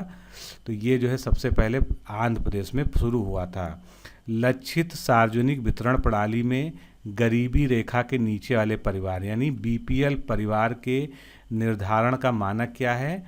तो सार्वजनिक वितरण प्रणाली में जिनकी वार्षिक आय 15,000 रुपये से कम है उनको BPL माना जाता है। चीनी वर्ष कब से कब तक होता है? यहाँ पर चीनी वर्ष का मतलब है शुगर केन या शुगर ईयर, यानी जो शुगर के उत्पादन का जो वर्ष माना जाता है, क्योंकि ये पेराई सत्र के हिसाब इसी के हिसाब से निर्धारित किया जाता है। तो शुगर वर्ष या चीनी वर्ष जो है अक्टूबर से सितंबर होता है। सरकार कितने फसलों के लिए न्यूनतम समर्थन मूल्य की घोषणा करती है? तो जो रिसेंट डेटा है उसके अनुसार जो है कुल 25 फसलें हैं जिसका MSP सरकार अब घोषित करती है। मूल्य सिद्धांत या प्राइस थ्योरी किसका भाग होती है? प्रक्षेत्र प्रबंध का। अगला प्रश्न देखते हैं, कृषि वस्तुओं का समर्थन मूल्य या सपोर्ट प्राइस, जिसको कॉमनली हम लोग MSP कहते हैं, तो ये क्या होता है? वह न्यूनतम मूल्य जिस पर सरकार कृषि वस्तुओं को खरीदने के लिए तैयार होती है उसको हम MSP या किसी भी फसल का सपोर्ट प्राइस कहते हैं। भारत में कृषि आय की गणना की जाती है किससे? उत्पादन विधि से। अंत्योदय अन्न योजना और गरीबी रेखा से नीचे जीवन यापन कर रहे परिवारों के अंतर्गत चयनित परिवार को प्रतिमाह कितना खाद्यान्न उपलब्ध कराने की व्यवस्था थी? 35 किलोग्राम। नवीकृत सार्वजनिक वितरण प्रणाली का आरंभ कब से किया गया था? 1992 से। FCI को खाद्यान्नों की आर्थिक लागत और निर्गमन मूल्य के बीच का अंतर की प्रतिपूर्ति सरकार कैसे करती है? खाद्य अनुदान के द्वारा, यानी जो फूड पर सब्सिडी दी जाती है। विश्व खाद्य दिवस कब मनाया जाता है? प्रतिवर्ष 16 अक्टूबर को मनाया जाता है। पूर्ण बाजार, थोक बाजार, पूंजी बाजार और प्राथमिक बाजार में से कौन सा बाजार एक कम्पिटिटिव मार्केट है या एक प्रतियोगी बाजार है? तो इसमें से पूर्ण बाजार जो है एक प्रतियोगी बाजार है। कृषि कीमत आयोग की स्थापना कब की गई थी? 1965 में की गई थी। खाद्यान्न बफर स्टॉक का मानदंड वर्ष में कितनी बार निर्धारित होता है? 4 बार। कृषि उपजों के विपणन हेतु सहकारी क्षेत्र में राष्ट्रीय स्तर पर किस संस्था की स्थापना की गई है? तो कृषि उपजों के विपणन के लिए जो है नेफेड की स्थापना की गई है, national agriculture cooperative marketing federation of India limited. अगला प्रश्न देखते हैं, भारतीय योजना आयोग ने देश में किसके वितरण को सुधारने के लिए राष्ट्रीय निधि बनाई थी? सार्वजनिक वितरण प्रणाली के जरिए खाद्यान्न। विशिष्ट कृषि में किसान अपने जोत से अपनी कुल आय को कम से कम कितने प्रतिशत प्राप्त करता है? 50%। शुष्क खेती में वार्षिक वर्षा कितने सेंटीमीटर से कम पाई जाती है? 50 सेंटीमीटर से जहाँ पर कम वर्षा होती है वहाँ पर शुष्क प्रकार की खेती की जाती है। ब्रिटेन, अमेरिका, ऑस्ट्रेलिया और चीन में रैंचिंग पद्धति किस देश में बहुतायत में पाई जाती है? ऑस्ट्रेलिया में। भारत में सामान्यतः खेती की कौन सी पद्धति अपनाई जाती है? तो भारत में मिक्स्ड क्रॉपिंग या मिश्रित खेती ज़्यादा प्रचलित है, क्योंकि यहाँ पर खेती और पशुपालन और सब कुछ जो है एक साथ जोड़ के किया जाता है। सामूहिक कृषि का प्रचलन सर्वप्रथम किस देश में हुआ था? पूर्व सोवियत संघ में। पूंजीवादी खेती किन देशों में प्रचलित है? ब्रिटेन और संयुक्त राज्य अमेरिका में। 100 से 200 सेंटीमीटर वार्षिक वर्षा वाले क्षेत्रों में किस प्रकार की खेती होती है? वहाँ पर आर्द्र कृषि होती है। अगला प्रश्न देखते हैं, खेती की वह कौन सी प्रणाली है जिसमें किसान का राज्य से सीधा संबंध होता है? तो इस पद्धति को काश्तकारी खेती कहते हैं। बाढ़ प्रभावित क्षेत्रों में किस प्रकार की खेती की जाती है? विशिष्ट प्रकार की खेती है ये दियारा खेती, इसको नाम दिया जाता है। पर्माकल्चर का पर्याय क्या है, यानी पर्माकल्चर क्या होता है? तो जो इकोलॉजिकल एग्रीकल्चर होता है, इकोलॉजी के अनुसार यानी पारिस्थितिकी कृषि, उसको जो है पर्माकल्चर कहते हैं। मध्य प्रदेश, राजस्थान, तटीय क्षेत्रों और पूर्वोत्तर प्रदेश में झूमिंग कृषि कहाँ पर होती है? तो झूमिंग कृषि जो है नॉर्थ ईस्ट में या पूर्वोत्तर प्रदेशों में होती है। समोच्च कृषि किन क्षेत्रों में पाई जाती है? अपर्दन से प्रभावित पहाड़ी क्षेत्रों में समोच्च कृषि अपनाई जाती है। सब्जियों की व्यापारिक खेती को क्या कहते हैं? ऑलरीकल्चर कहते हैं। वृक्षों तथा झाड़ियों की कृषि जिसमें उनका संरक्षण तथा संवर्धन होता है उसको क्या कहते हैं? आर्बोरिकल्चर कहते हैं। सस्य गहनता कितना प्रतिशत से अधिक होने पर उससे गहन कृषि की उपमा दी जाती है? 200। अगर जो है कहीं की सस्य गहनता या फसल गहनता 200 से ज़्यादा है तो उसको हम क्या कहेंगे? इंटेंसिव फार्मिंग या गहन कृषि कहेंगे। धारणीय कृषि या सस्टेनेबल एग्रीकल्चर क्या है? भूमि का इस प्रकार से उपयोग करना कि उसकी गुणवत्ता अक्षुण्ण बनी रहे। कृषि में युग्म पैदावार का आशय क्या है? एक ही साथ दो फसलों को लेना। व्यापारिक स्तर पर अंगूर उत्पादन की कृषि को क्या कहते हैं? विटीकल्चर कहते हैं। एक फसल के कटने से पहले ही अगर दूसरी फसल की बुवाई हो जाती है तो उसको हम क्या कहते हैं?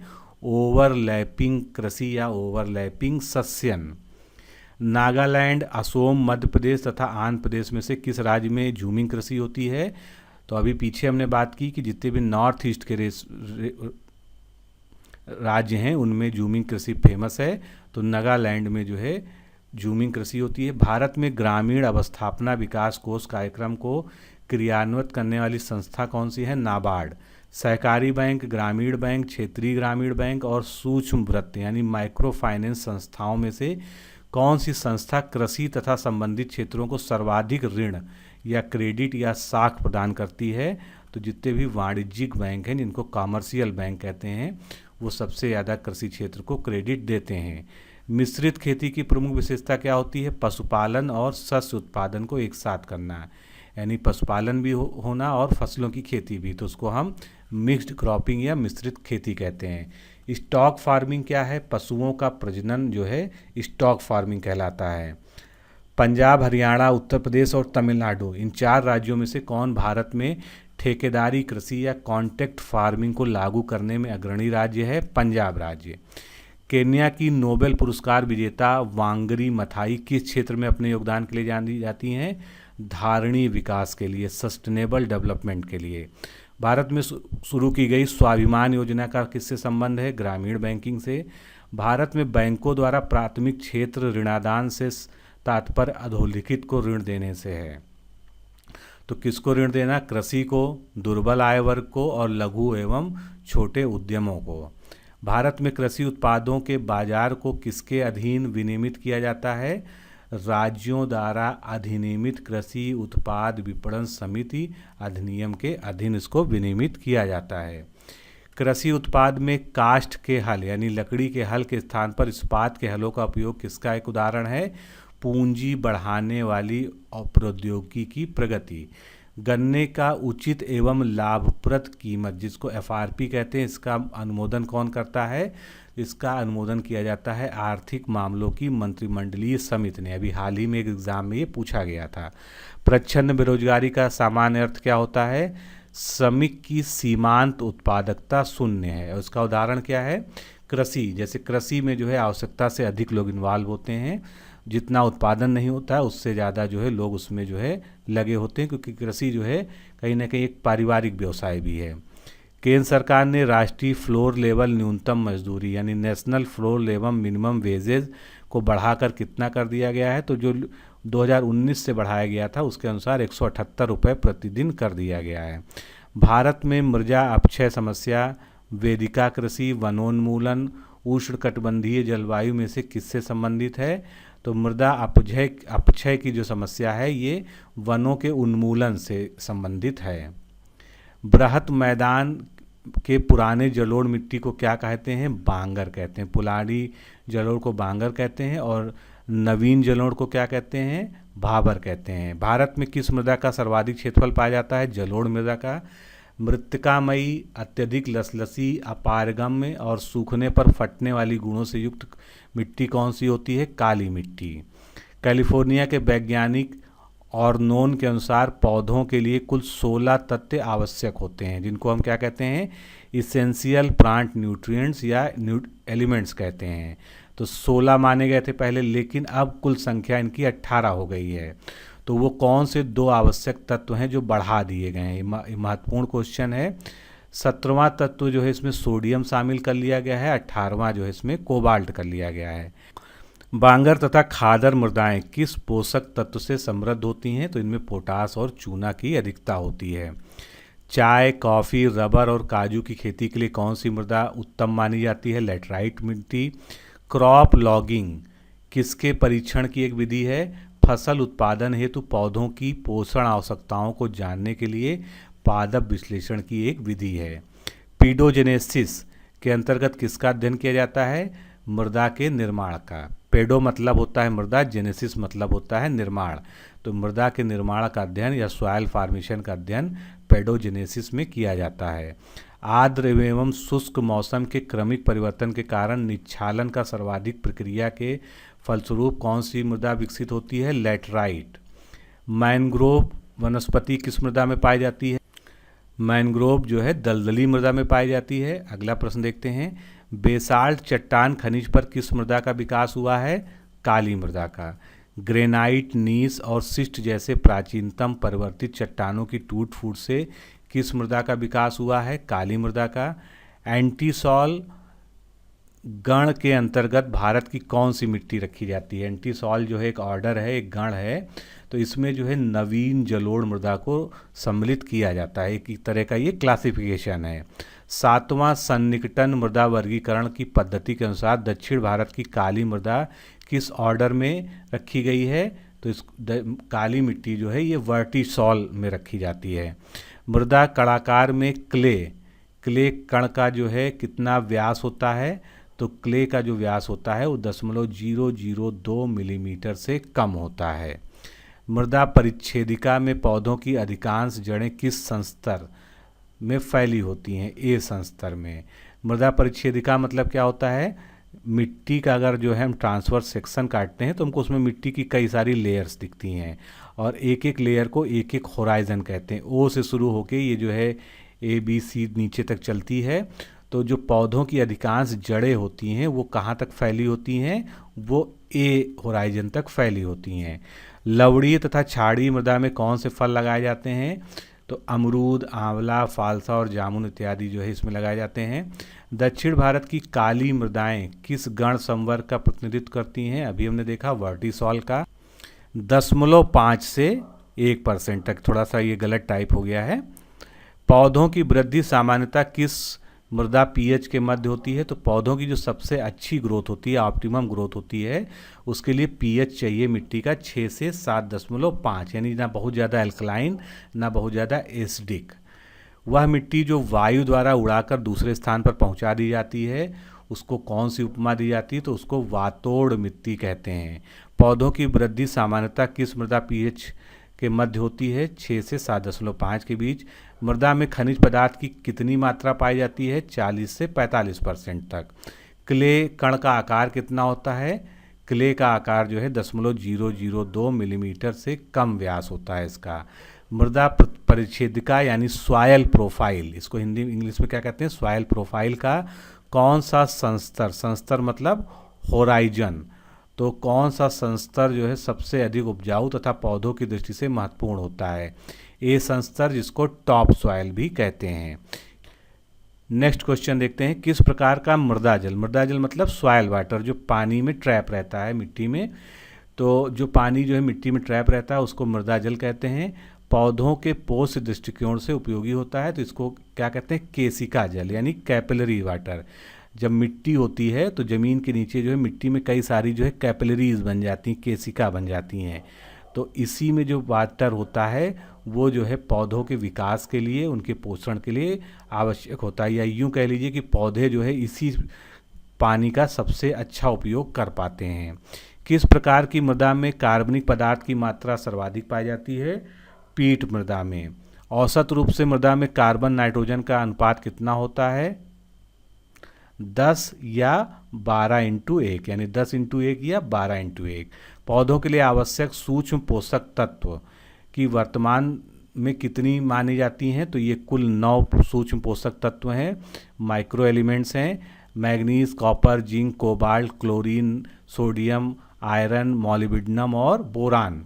पौधों के लिए सभी पोषक तत्व प्राप्त होते हैं किससे? मिट्टी में जो ह्यूमस होता है उससे। मुख्य पोषक तत्व नाइट्रोजन पौधों में कितना प्रतिशत भाग बनाता है? 1 से 3% तक।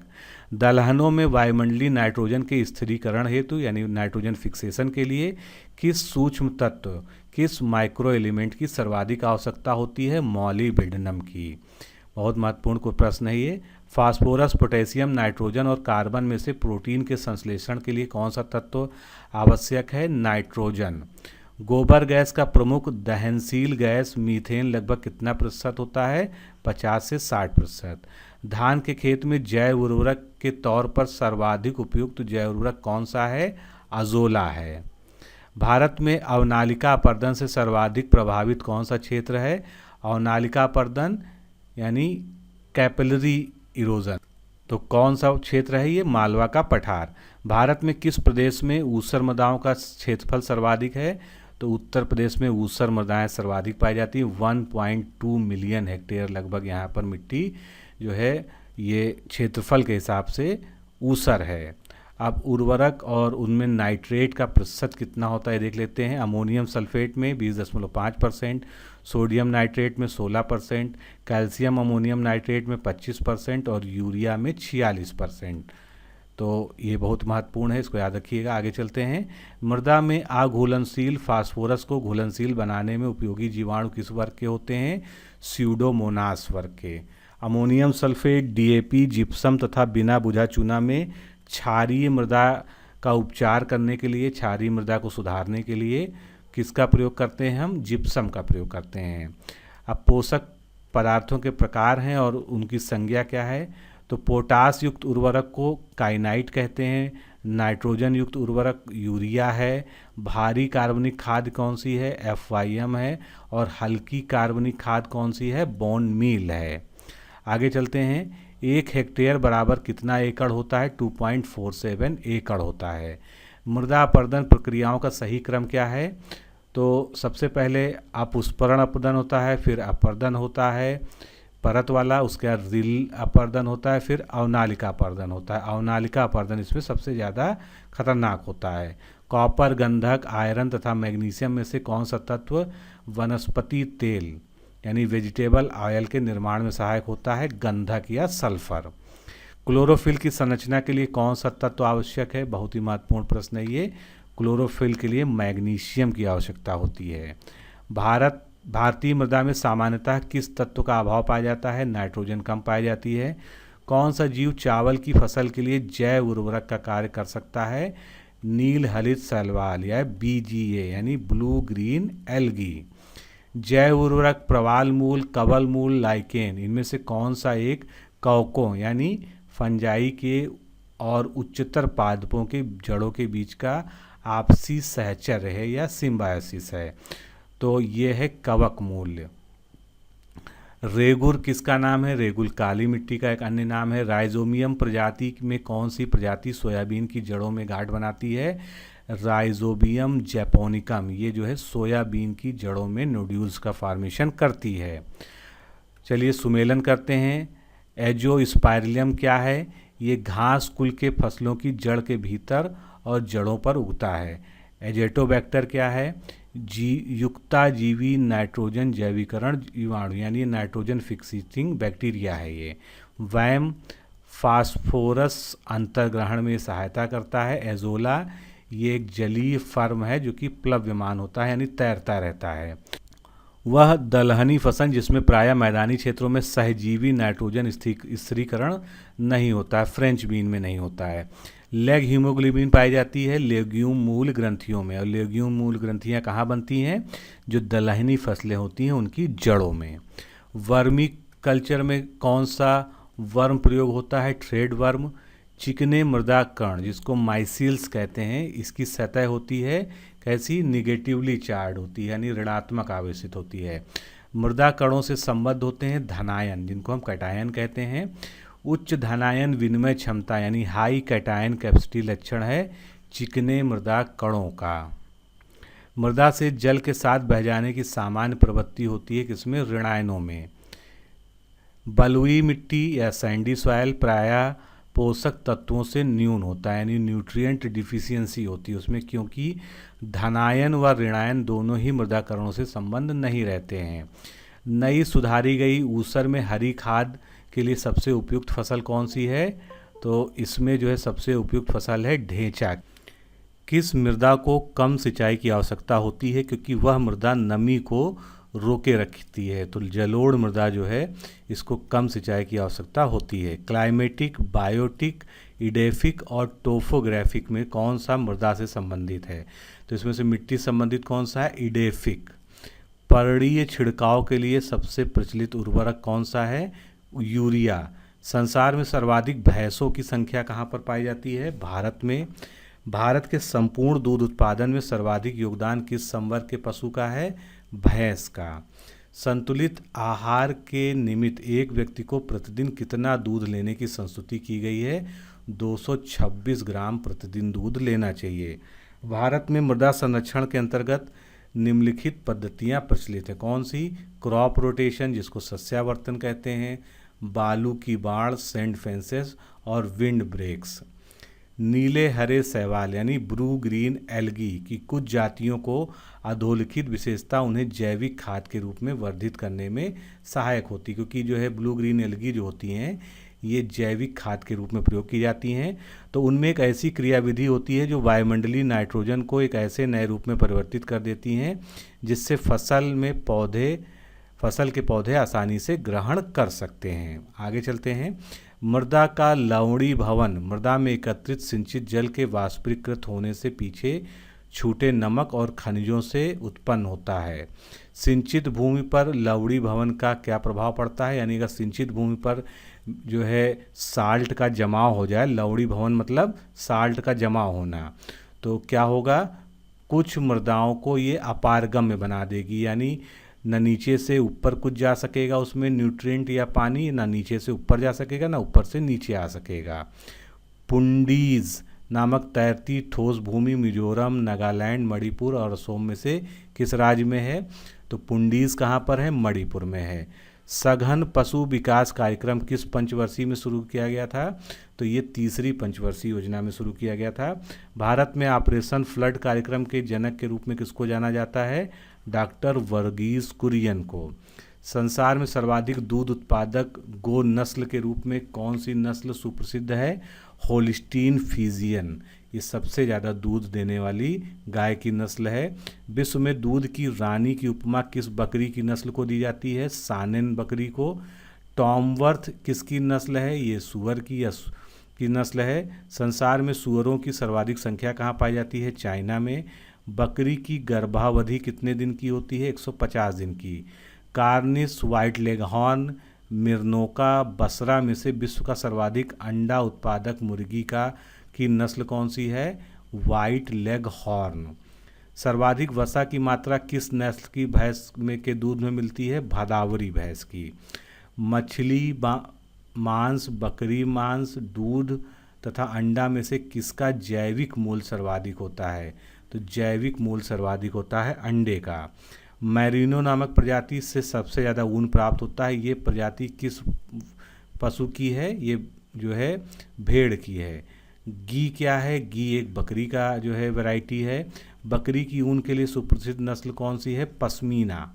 सुप्रसिद्ध अंगोरा ऊन किससे प्राप्त किया जाता है? अंगोरा ऊन जो है खरगोश के बाल से बनाया जाता है। भारत की सर्वाधिक दूध देने वाली बकरी की नस्ल है जमुना पारी। राष्ट्रीय ऊंट अनुसंधान संस्थान कहाँ पर स्थित है? ये बीकानेर में स्थित है। डागर बैंक क्या है? डागर बैंक जो है उत्तरी सागर में स्थित है और ये जो है एक प्रसिद्ध मछली पकड़ने के लिए एक प्रसिद्ध तट है। यहाँ पर मछलियों की जो है बहुत ज़्यादा मात्रा पाई जाती है। विश्व में रेशम का प्रचलन सर्वप्रथम कहाँ माना जाता है? चीन में। मधु में कौन सी शर्करा यानी कौन सी शुगर पाई जाती है? तो मधु में या शहद में ग्लूकोज व फ्रक्टोज पाई जाती है। भारतीय गाय की जो नस्ल सबसे ज़्यादा दूध देती है उसका नाम है साहिवाल। समुद्री झींगा जिसको लॉबस्टर कहते हैं, तो समुद्री झींगा एरेक्निड क्रस्टेशियन कीट एवं मिरियोपैडा में से किस एक वर्ग का जीव है? तो ये किस क्लास में आता है? ये क्रस्टेशियन में आता है। आलू की अगेती अंगमारी किस कवक के कारण या किस फंजाई के कारण होने वाला रोग है? अल्टरनेरिया सोलनाई के कारण। ब्लैक हर्ड जो कि आलू का एक रोग है, ये किस तत्व की कमी से होता है? तो अगर इसके स्टोरेज में ऑक्सीजन की कमी हो जाती है तो आलू में ब्लैक हर्ड नामक डिजीज़ हो जाती है, जिसपे इस पर काले काले धब्बे पड़ जाते हैं। दूध के अग्रणी उत्पादक देशों का सही क्रम क्या है? तो भारत सबसे बड़ा उत्पादक है दूध का दुनिया में, उसके बाद जो है यूएसए, उसके बाद चीन, उसके बाद ब्राज़ील। भारत के शीर्ष 3 मछली उत्पादक राज्यों का सही क्रम क्या है? आंध्र प्रदेश टॉप पे है, उसके बाद पश्चिम बंगाल, उसके बाद गुजरात। राष्ट्रीय दुग्ध दिवस कब मनाया जाता है? 26 नवंबर को मनाया जाता है। भारतीय पशु चिकित्सा विज्ञान अनुसंधान संस्थान कहाँ पर स्थित है? बरेली में। फेलरिस माइनर किस फसल का एक खरपतवार है? गेहूं का। इसको जो है इस फसल को या इस खरपतवार को और क्या कहते हैं? सामान्य गांव की भाषा में इसको गेहूं का मामा भी बोला जाता है, आपने सुना होगा। चलिए अगला प्रश्न देखते हैं।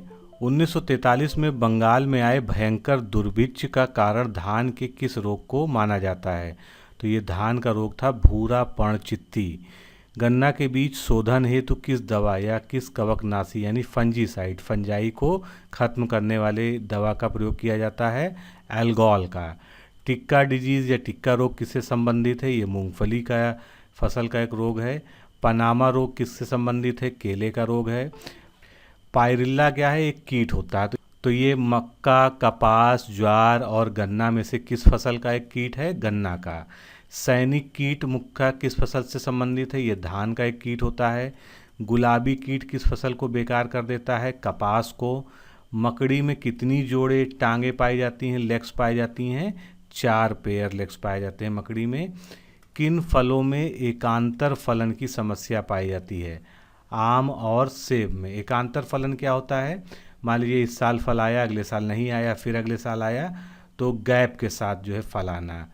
विटावैक्स का प्रयोग किया जाता है गेहूं और जौ के फसलों में के स्मट और रस्ट रोगों के नियंत्रण और बीजोपचार के रूप में।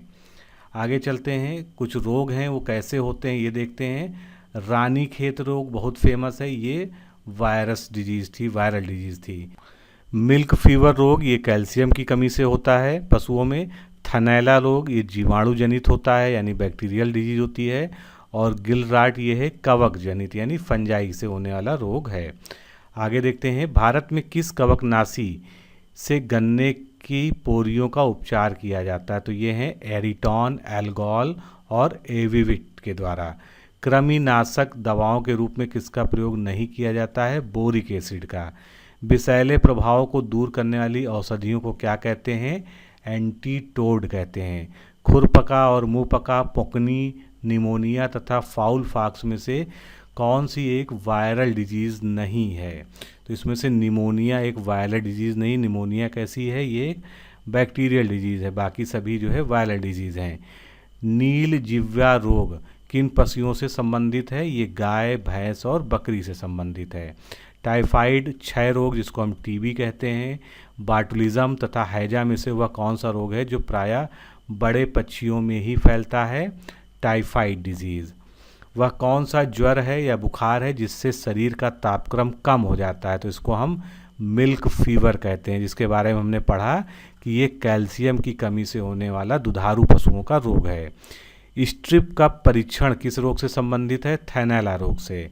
सफ़ेद गिडार या वाइट ड्रूप जो है कि कीट मुख्यतः किस फसल को क्षति पहुंचाता है? तो ये मूंगफली को क्षति पहुंचाता है। पोकनी किस प्रकार के कारक के द्वारा होता है? पोकनी जो है डिजीज़ वायरस के कारण होती है। कॉक्सीडियोसिस जिसको खूनी दस्त कहते हैं, जो कि प्रोटोजोआ के द्वारा फैलता है, किसका प्रमुख रोग है? तो ये मुर्गियों में पाया जाता है। 2,4-D क्या है? 2,4-D जो है एक खरपतवार नासी है। मूंगफली में पोलीकली हॉलो हार्ट रोग जो है किसकी कमी से होता है? कैल्शियम की कमी से होता है। टिक और माइट वास्तव में क्या होते हैं? ये मकड़ी वंश के होते हैं। फाइलॉडी ये क्या है? एक डिजीज़ है। ये तिल, अंडी, राम तिल और सूरजमुखी में से किसका एक महत्वपूर्ण रोग है? तिल का है। काला हस्ती नामक महत्वपूर्ण रोग कारक है किसका? जीवाणु का। धान की सफ़ेद बाली बनाई जाती है तना छेदक के द्वारा। दुधारू पशुओं की निम्नलिखित बीमारियां संक्रमणीय हैं, कौन कौन सी? यानी ये कम्युनिकेबल डिजीजेज हैं। फुट एंड माउथ रोग, ब्लैक क्वार्टर, एंथ्रेक्स और काउपॉक्स। मेढक की आँख जैसी पत्ती पर धब्बा वाला एक रोग सोयाबीन की फसल में किसके द्वारा उत्पन्न होता है? कवकों के द्वारा, फंजाई के द्वारा। बक आई रॉट ये किसकी बीमारी है? ये टमाटर के फल की बीमारी है। अब फसल और बीमारी को सुमेलित करते हैं। आलू में कौन सा रोग होता है? झुलसा, जिसको ब्लाइट ऑफ पोटैटो कहते हैं। ज्वार में कंडुआ होता है, जिसको स्मट कहते हैं। बाजरा में अर्गट होता है और तिल में फाइलॉडी होती है।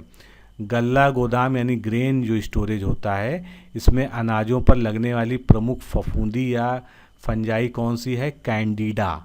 ब्लास्ट, टिक्का, डस्ट और रस्ट ये सभी क्या हैं? चारों रोगों के नाम हैं।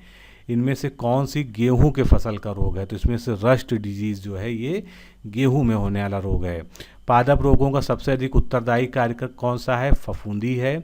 उत्तरी मैदान क्षेत्रों में वर्तमान में गेहूं की मुख्य बीमारी कौन सी है? करनाल बंट, कई बार पूछी गई है। करनाल बंट किसकी बीमारी है? तो हमेशा याद रखिएगा करनाल बंट जो है गेहूं की बीमारी है। चाय में प्याले नुमा पत्ती यानी कपिंग टी रोग हो जाता है, किसकी वजह से? सल्फर की कमी से। धान की हरा पत्ती खुद का प्राथमिक वाहक है टुग्रो रोग का। कुछ और मिलान कर लेते हैं रोगों का। बंची टाप किस में होता है? केला में।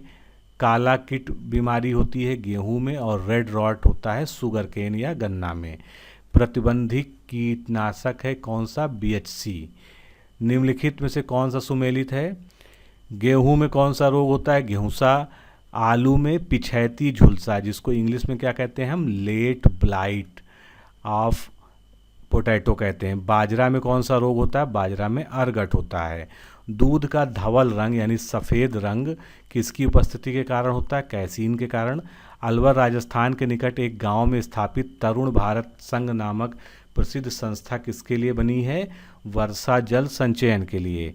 1 अप्रैल 1999 से प्रारंभ किस योजना में IRDP, ट्राइसेम, ड्वाकरा, स्टीरा, GKY, MWS नामक 6 योजनाओं का विलय कर दिया गया है? तो ये योजना है स्वर्ण जयंती ग्राम स्वरोजगार योजना। ये पुरानी चल रही बहुत सी योजनाओं को मिलाकर बनाई गई है। नेशनल रूरल लाइवलीहुड मिशन किस योजना की उपसंज्ञा है? ये जो है स्वर्ण जयंती ग्राम स्वरोजगार योजना की संज्ञा है। समेकित बंजर भूमि विकास कार्यक्रम कब प्रारंभ किया गया था? 1989-90 में। गोकुल ग्राम योजना का संबंध किस राज्य से है? गुजरात राज्य से। विजन 2020 प्रपत्र या डॉक्यूमेंट किसके द्वारा तैयार किया गया था? RBI के द्वारा, भारतीय रिजर्व बैंक के द्वारा। योजना और उनका मुख्य जो उद्देश्य है उसको मिलाते हैं। स्वजल धारा योजना ये ग्रामीण जलापूर्ति से संबंधित है। हरियाली योजना वाटर सेट प्रबंधन से संबंधित है। स्वर्ण जयंती ग्राम स्वरोजगार योजना ये ग्राम स्वरोजगार की एक प्रमुख योजना है। और प्रधानमंत्री ग्राम सड़क योजना ये ग्रामीण संपर्क से जुड़ी योजना है। बेसिक शिक्षा, पोषाहार, पेयजल और स्वास्थ्य, ग्रामीण सड़कें, आवास तथा लघु उद्योग में से कौन प्रधानमंत्री ग्रामोदय योजना में शामिल नहीं है? तो इसमें लघु उद्योग नहीं आते हैं। राष्ट्रीय भूमि अभिलेख आधुनिकीकरण कार्यक्रम का प्रारंभ कब किया गया? 2008-9 में। अब कुछ योजनाएं हैं कृषि से संबंधित, उनका सुमेलन करना है उनके वर्ष से। तो कृषि श्रमिक सामाजिक सुरक्षा योजना 2001 में प्रारंभ हुई थी। स्वर्ण जयंती ग्राम स्वरोजगार योजना 1999 में। स्वर्ण जयंती शहरी रोजगार योजना 1997 में। प्रधानमंत्री ग्रामोदय योजना वर्ष 2000 में। आगे चलते हैं। जिला ग्रामीण विकास एजेंसियों को मजबूत करने के लिए 1 अप्रैल 1999 को केंद्र प्रायोजित कौन सी योजना शुरू की गई थी? जिला ग्रामीण एजेंसी, DRDA प्रशासन योजना। व्यापक फसल बीमा योजना के स्थान पर राष्ट्रीय कृषि बीमा योजना कब से लागू की गई थी? वर्ष 2000 से। राजस्थान में जीवन धारा योजना का संबंध किससे है? सिंचाई कुओं के निर्माण से। राष्ट्रीय कृषि अनुसंधान परियोजना की स्थापना कब की गई थी? 1988 में। अधिक उपज प्रजाति कार्यक्रम किस वर्ष प्रारंभ किया गया था? 1965-66 में। उत्तर प्रदेश में किसान मित्र योजना कई बार पूछा गया है, कब प्रारंभ हुई? 18 जून 2001 को। राष्ट्रीय ग्रामीण स्वास्थ्य मिशन, जो पुराना नाम है, अब तो उसका नाम बदल गया, इसका शुभारंभ कब हुआ था? 12 अप्रैल 2005 को। किसान दिवस कब मनाया जाता है? प्रतिवर्ष 23 दिसंबर को मनाया जाता है। भारत निर्माण योजना के चरण 2 के लक्ष्यों को कब पूरा किया गया? 2012 तक। कृषि श्रमिक सामाजिक सुरक्षा योजना कब प्रारंभ की गई थी? 1 जुलाई 2001 को। राष्ट्रीय ग्रामीण रोजगार गारंटी कार्यक्रम, जिसको अब मनरेगा कहते हैं, इसके अंतर्गत 1 वर्ष में कितने दिन का रोजगार की गारंटी दी गई है? 100 दिन की। सूखा प्रभावित राज्यों के किसानों को मनरेगा के तहत कितने दिन का न्यूनतम गारंटी शुदा दिहाड़ी रोजगार प्रदान किया जाता है? 150 दिन का। भारत निर्माण कार्यक्रम के कितने घटक हैं? कुल 6 घटक हैं। ग्रामीण आवास, सिंचाई क्षमता, पेयजल, ग्रामीण सड़कें, विद्युतीकरण और ग्रामीण टेलीफोन। नरेगा को कब से संपूर्ण देश में लागू किया गया? 1 अप्रैल 2008 से। नरेगा अधिनियम संसद द्वारा कब पारित हुआ था? सितंबर 2005 में। रोजगार दिवस कब मनाया जाता है? 2 फरवरी को। इसी दिन वर्ष 2006 में नरेगा का शुभारंभ हुआ था। किन योजनाओं का विलय मनरेगा में कर दिया गया? संपूर्ण ग्राम स्वरोजगार योजना का तथा कार्य के लिए राष्ट्रीय अनाज योजना का। मनरेगा के क्रियान्वयन तथा लाभप्रदता इकाई कौन सी है? क्रमशः ग्राम पंचायत और परिवार। पंचायती राज व्यवस्था में न्याय पंचायतों को किसी बंदी बनाए जाने की सजा देने का अधिकार किस राज्य में है? जम्मू कश्मीर में है, जो कि अब जो है एक केंद्र शासित प्रदेश बन गया है। असोम, त्रिपुरा, नागालैंड और केरल राज्यों में से किसमें पंचायती राज संस्था नहीं है? नागालैंड में। किस वित्तीय वर्ष में संघीय बजट में कृषि वर्षा बीमा योजना को लागू किया गया था? 2004-05 में। राष्ट्रीय कृषि तकनीक परियोजना का पोषण भारत के जिस अंतर्राष्ट्रीय वित्त प्रदायी अभिकरण के द्वारा होता है वो क्या है? खाद्य एवं कृषि संगठन, FAO के द्वारा इसको फंड किया जाता है। राष्ट्रीय कृषि बीमा योजना का प्रारंभ कब हुआ था? 1999 से 2000 वाले ईयर में।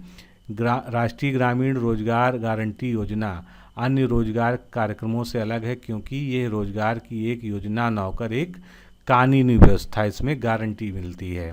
भारत के किस राज्य ने सर्वप्रथम मनरेगा को चलाया था? महाराष्ट्र ने। राष्ट्रीय विशेष कृषि उपज योजना मुख्य रूप से किससे संबंधित है? निर्यात योग्य कृषि उत्पाद से। उत्तर प्रदेश में किसान बही योजना कब लागू की गई थी? 1990 में। कौन महात्मा गांधी राष्ट्रीय रोजगार गारंटी अधिनियम के तहत लाभ प्राप्त करने का पात्र है? किसी भी परिवार का वयस्क सदस्य।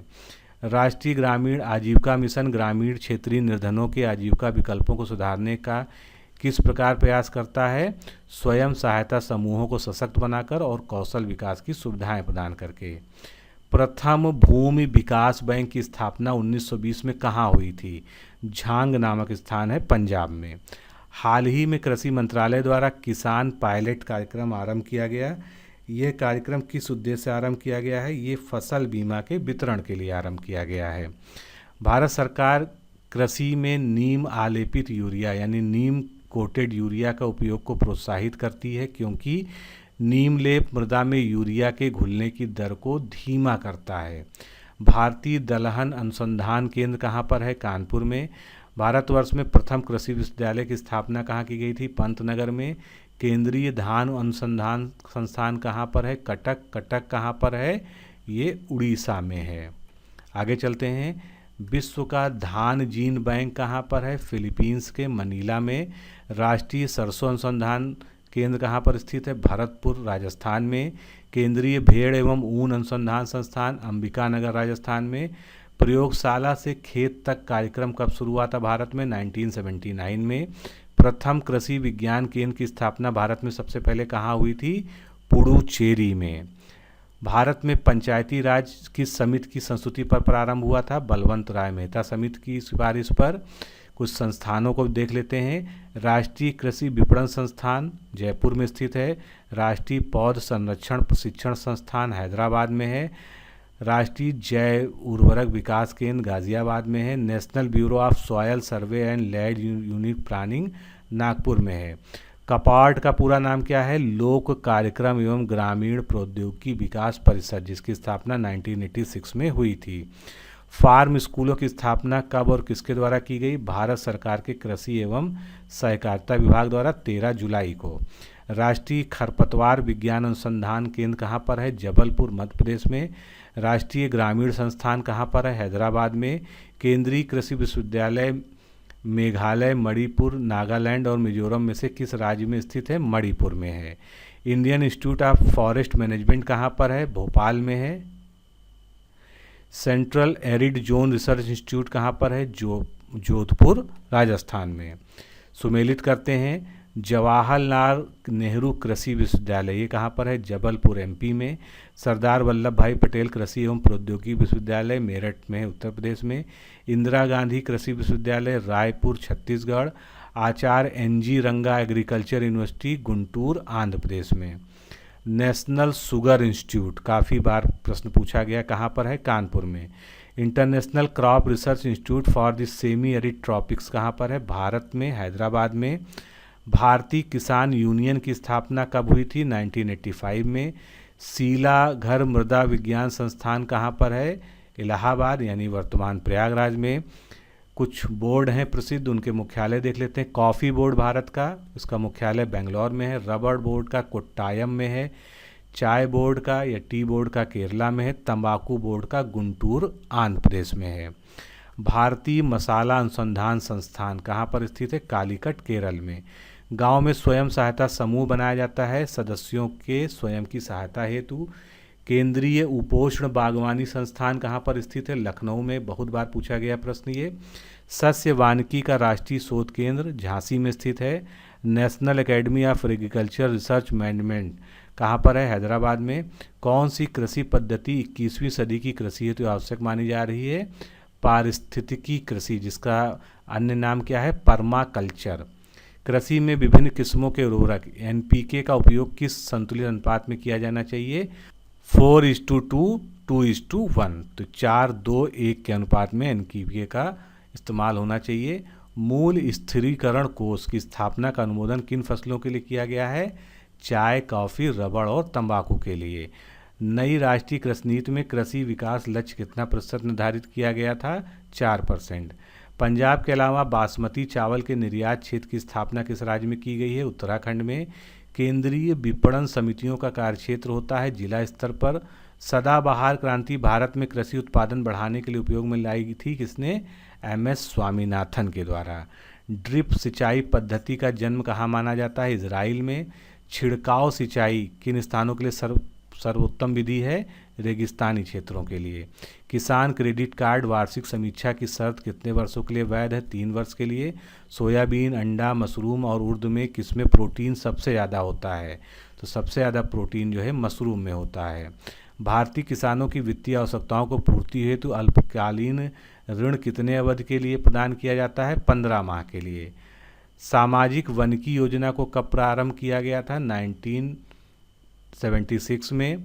एग्रो सिल्वीकल्चर का क्या तात्पर्य है? तो एग्रो मतलब फसलें और सिल्वीकल्चर मतलब ईंधन वाले वृक्षों को उगाना। तो दोनों को मिलाकर हो जाएगा कि फसलों को उगाना और साथ में सिल्वीकल्चर करना, यानी ईंधन वाले वृक्ष जिनसे जो है आपको अच्छी लकड़ी प्राप्त हो सके। अगला प्रश्न देखते हैं। मिट्टी के मटके का प्रतीक चिन्ह किससे संबंधित है? पर्यावरण के संरक्षण से। इंडियन इंस्टीट्यूट ऑफ पेट्रोलियम कहाँ पर है? देहरादून में। उत्तर प्रदेश कृषि अनुसंधान परिषद कहाँ पर स्थित है? लखनऊ में। एरिस का पूरा नाम क्या है? Agriculture researcher information system. देश का एकमात्र महिला सशक्तिकरण हेतु कृषि अनुसंधान केंद्र NRCWA national research centre for women in agriculture, जो कि ICAR तंत्र में कार्यरत है, कहाँ पर स्थित है? भुवनेश्वर, उड़ीसा में। जगजीवन राम किसान पुरस्कार नई दिल्ली द्वारा कृषि में किस क्षेत्र में दिया जाता है? फसल सुरक्षा या क्रॉप प्रोटेक्शन के लिए। किस कंपोस्ट में फास्फोरस की सर्वाधिक मात्रा होती है? वर्मी कंपोस्ट में। मृदा की घटती हुई उर्वरकता एवं उत्पादकता को बचाने के लिए किस कृषि पद्धति का प्रयोग आवश्यक हो जाता है? पर्माकल्चर का। वीएस व्यास समिति किससे संबंधित है? तो वीएस व्यास समिति कृषि एवं ग्रामीण शाख विस्तार से संबंधित है। नैफेड किससे संबंधित है? कृषि उत्पादों के विपणन या उसकी परचेज और सेल यानी उसके कॉमर्स से। कृषि लागत एवं मूल्य आयोग की स्थापना 1965 में हुई थी। नाबार्ड एक शीर्ष वित्तीय संस्था है जो कृषि एवं ग्रामीण क्षेत्रों के विकास के लिए बनाई गई है। पादपालय या फाइलोट्रॉन ये एक सुविधा है जो नियंत्रित परिस्थितियों में पौधों को उगाने में के लिए बनी है। झूम कृषि, जैव कृषि, कांच घरों में पौधे उगाना तथा अधिक उपज वाली किस्मों की खेती करना, इनमें से कौन सी एक ऐसी क्रिया है जो पर्यावरण के लिए अनुकूल है? जैव कृषि। भूमि सुधार का विषय जो संविधान की 7वीं अनुसूची में है किससे संबंधित है? राज्य सूची का विषय है ये। भूमि विकास बैंक, नाबार्ड, आईडीबीआई, वाणिज्यिक बैंक तथा सहकारी उधार ढांचा में से किसका एक अंश है? सहकारी उधार ढांचे का। अगला प्रश्न देखते हैं। सघन कृषि जिला कार्यक्रम कब शुरू हुआ था? 1960 में। सघन कृषि क्षेत्र कार्यक्रम 1963 में। भारत में हरित क्रांति के जनक एमएस स्वामीनाथन। हरित क्रांति का सर्वाधिक सकारात्मक प्रभाव पड़ा 1964 से 65 में। ऑपरेशन फ्लड जो 1970 में चलाया गया था किसने शुरू किया था? राष्ट्रीय डेयरी विकास बोर्ड ने। भारत के किस क्षेत्र में दूध की उपलब्धता सबसे कम है? पूर्वोत्तर भारत में। देश के कृषिगत क्षेत्र में सर्वाधिक भाग पर खाद्यान्न फसलों को उगाया जाता है तथा दूसरा स्थान किस वर्ग की फसलों का है? फलों के अधीन क्षेत्र का।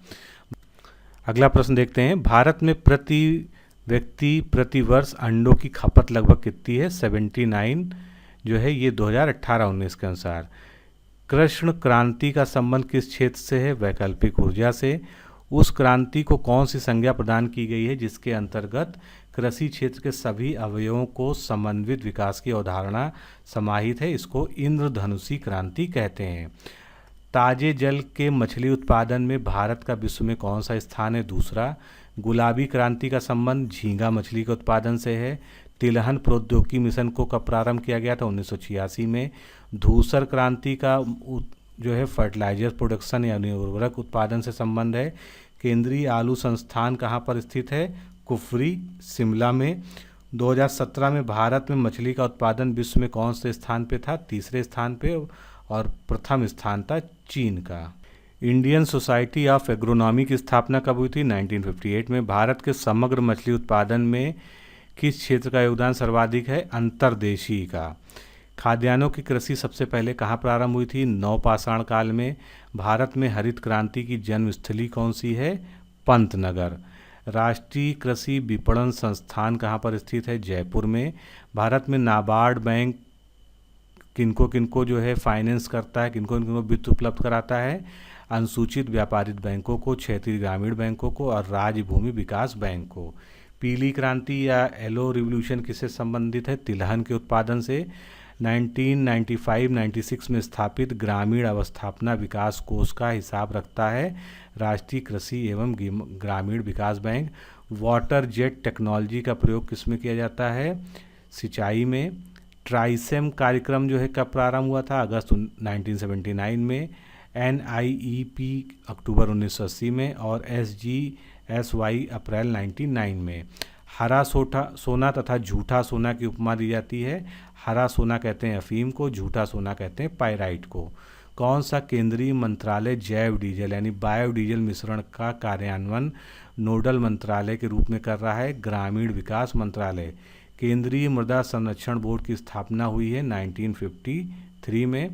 वैश्विक जलवायु परिवर्तन के संदर्भ में मृदा में कार्बन प्रच्छादन संग्रहण में निम्नलिखित कृषि पद्धतियां सहायक हैं। कौन कौन सी? समोच्च बांध, अनपद सस्यन और शून्य जुताई। भारत में BT यानी बायोटेक्नोलॉजी मॉडिफाइड बैगन के प्रवेशन पर लोगों के विरोध का प्रमुख कारण क्या है? यह आशंका है कि बीटी बैगन के उपयोग से स्वास्थ्य पर विपरीत प्रभाव पड़ सकता है और ये भी चिंता है कि बीटी बैगन के आ जाने से जैव विविधता पर विपरीत प्रभाव पड़ेगा। ड्रिप सिंचाई के क्या लाभ होते हैं? खरपतवार में कमी होती है, मृदा अपरदन में कमी होती है, जल का अनुकूलतम उपयोग होता है और त्वरित बीजोद्भवन होता है। सुगंधमती किसकी एक किस्म है? चावल की किस्म है। तो दोस्तों इस तरह से हम लोगों ने 500 से अधिक प्रश्नों को इस सीरीज में देखा। ये बहुत ही महत्वपूर्ण है, इसको रिवाइज ज़रूर कर लीजिएगा, इससे प्रश्न जो है आपको एग्ज़ाम में मिलेंगे। तो आज के लिए इतना ही। नमस्कार, धन्यवाद।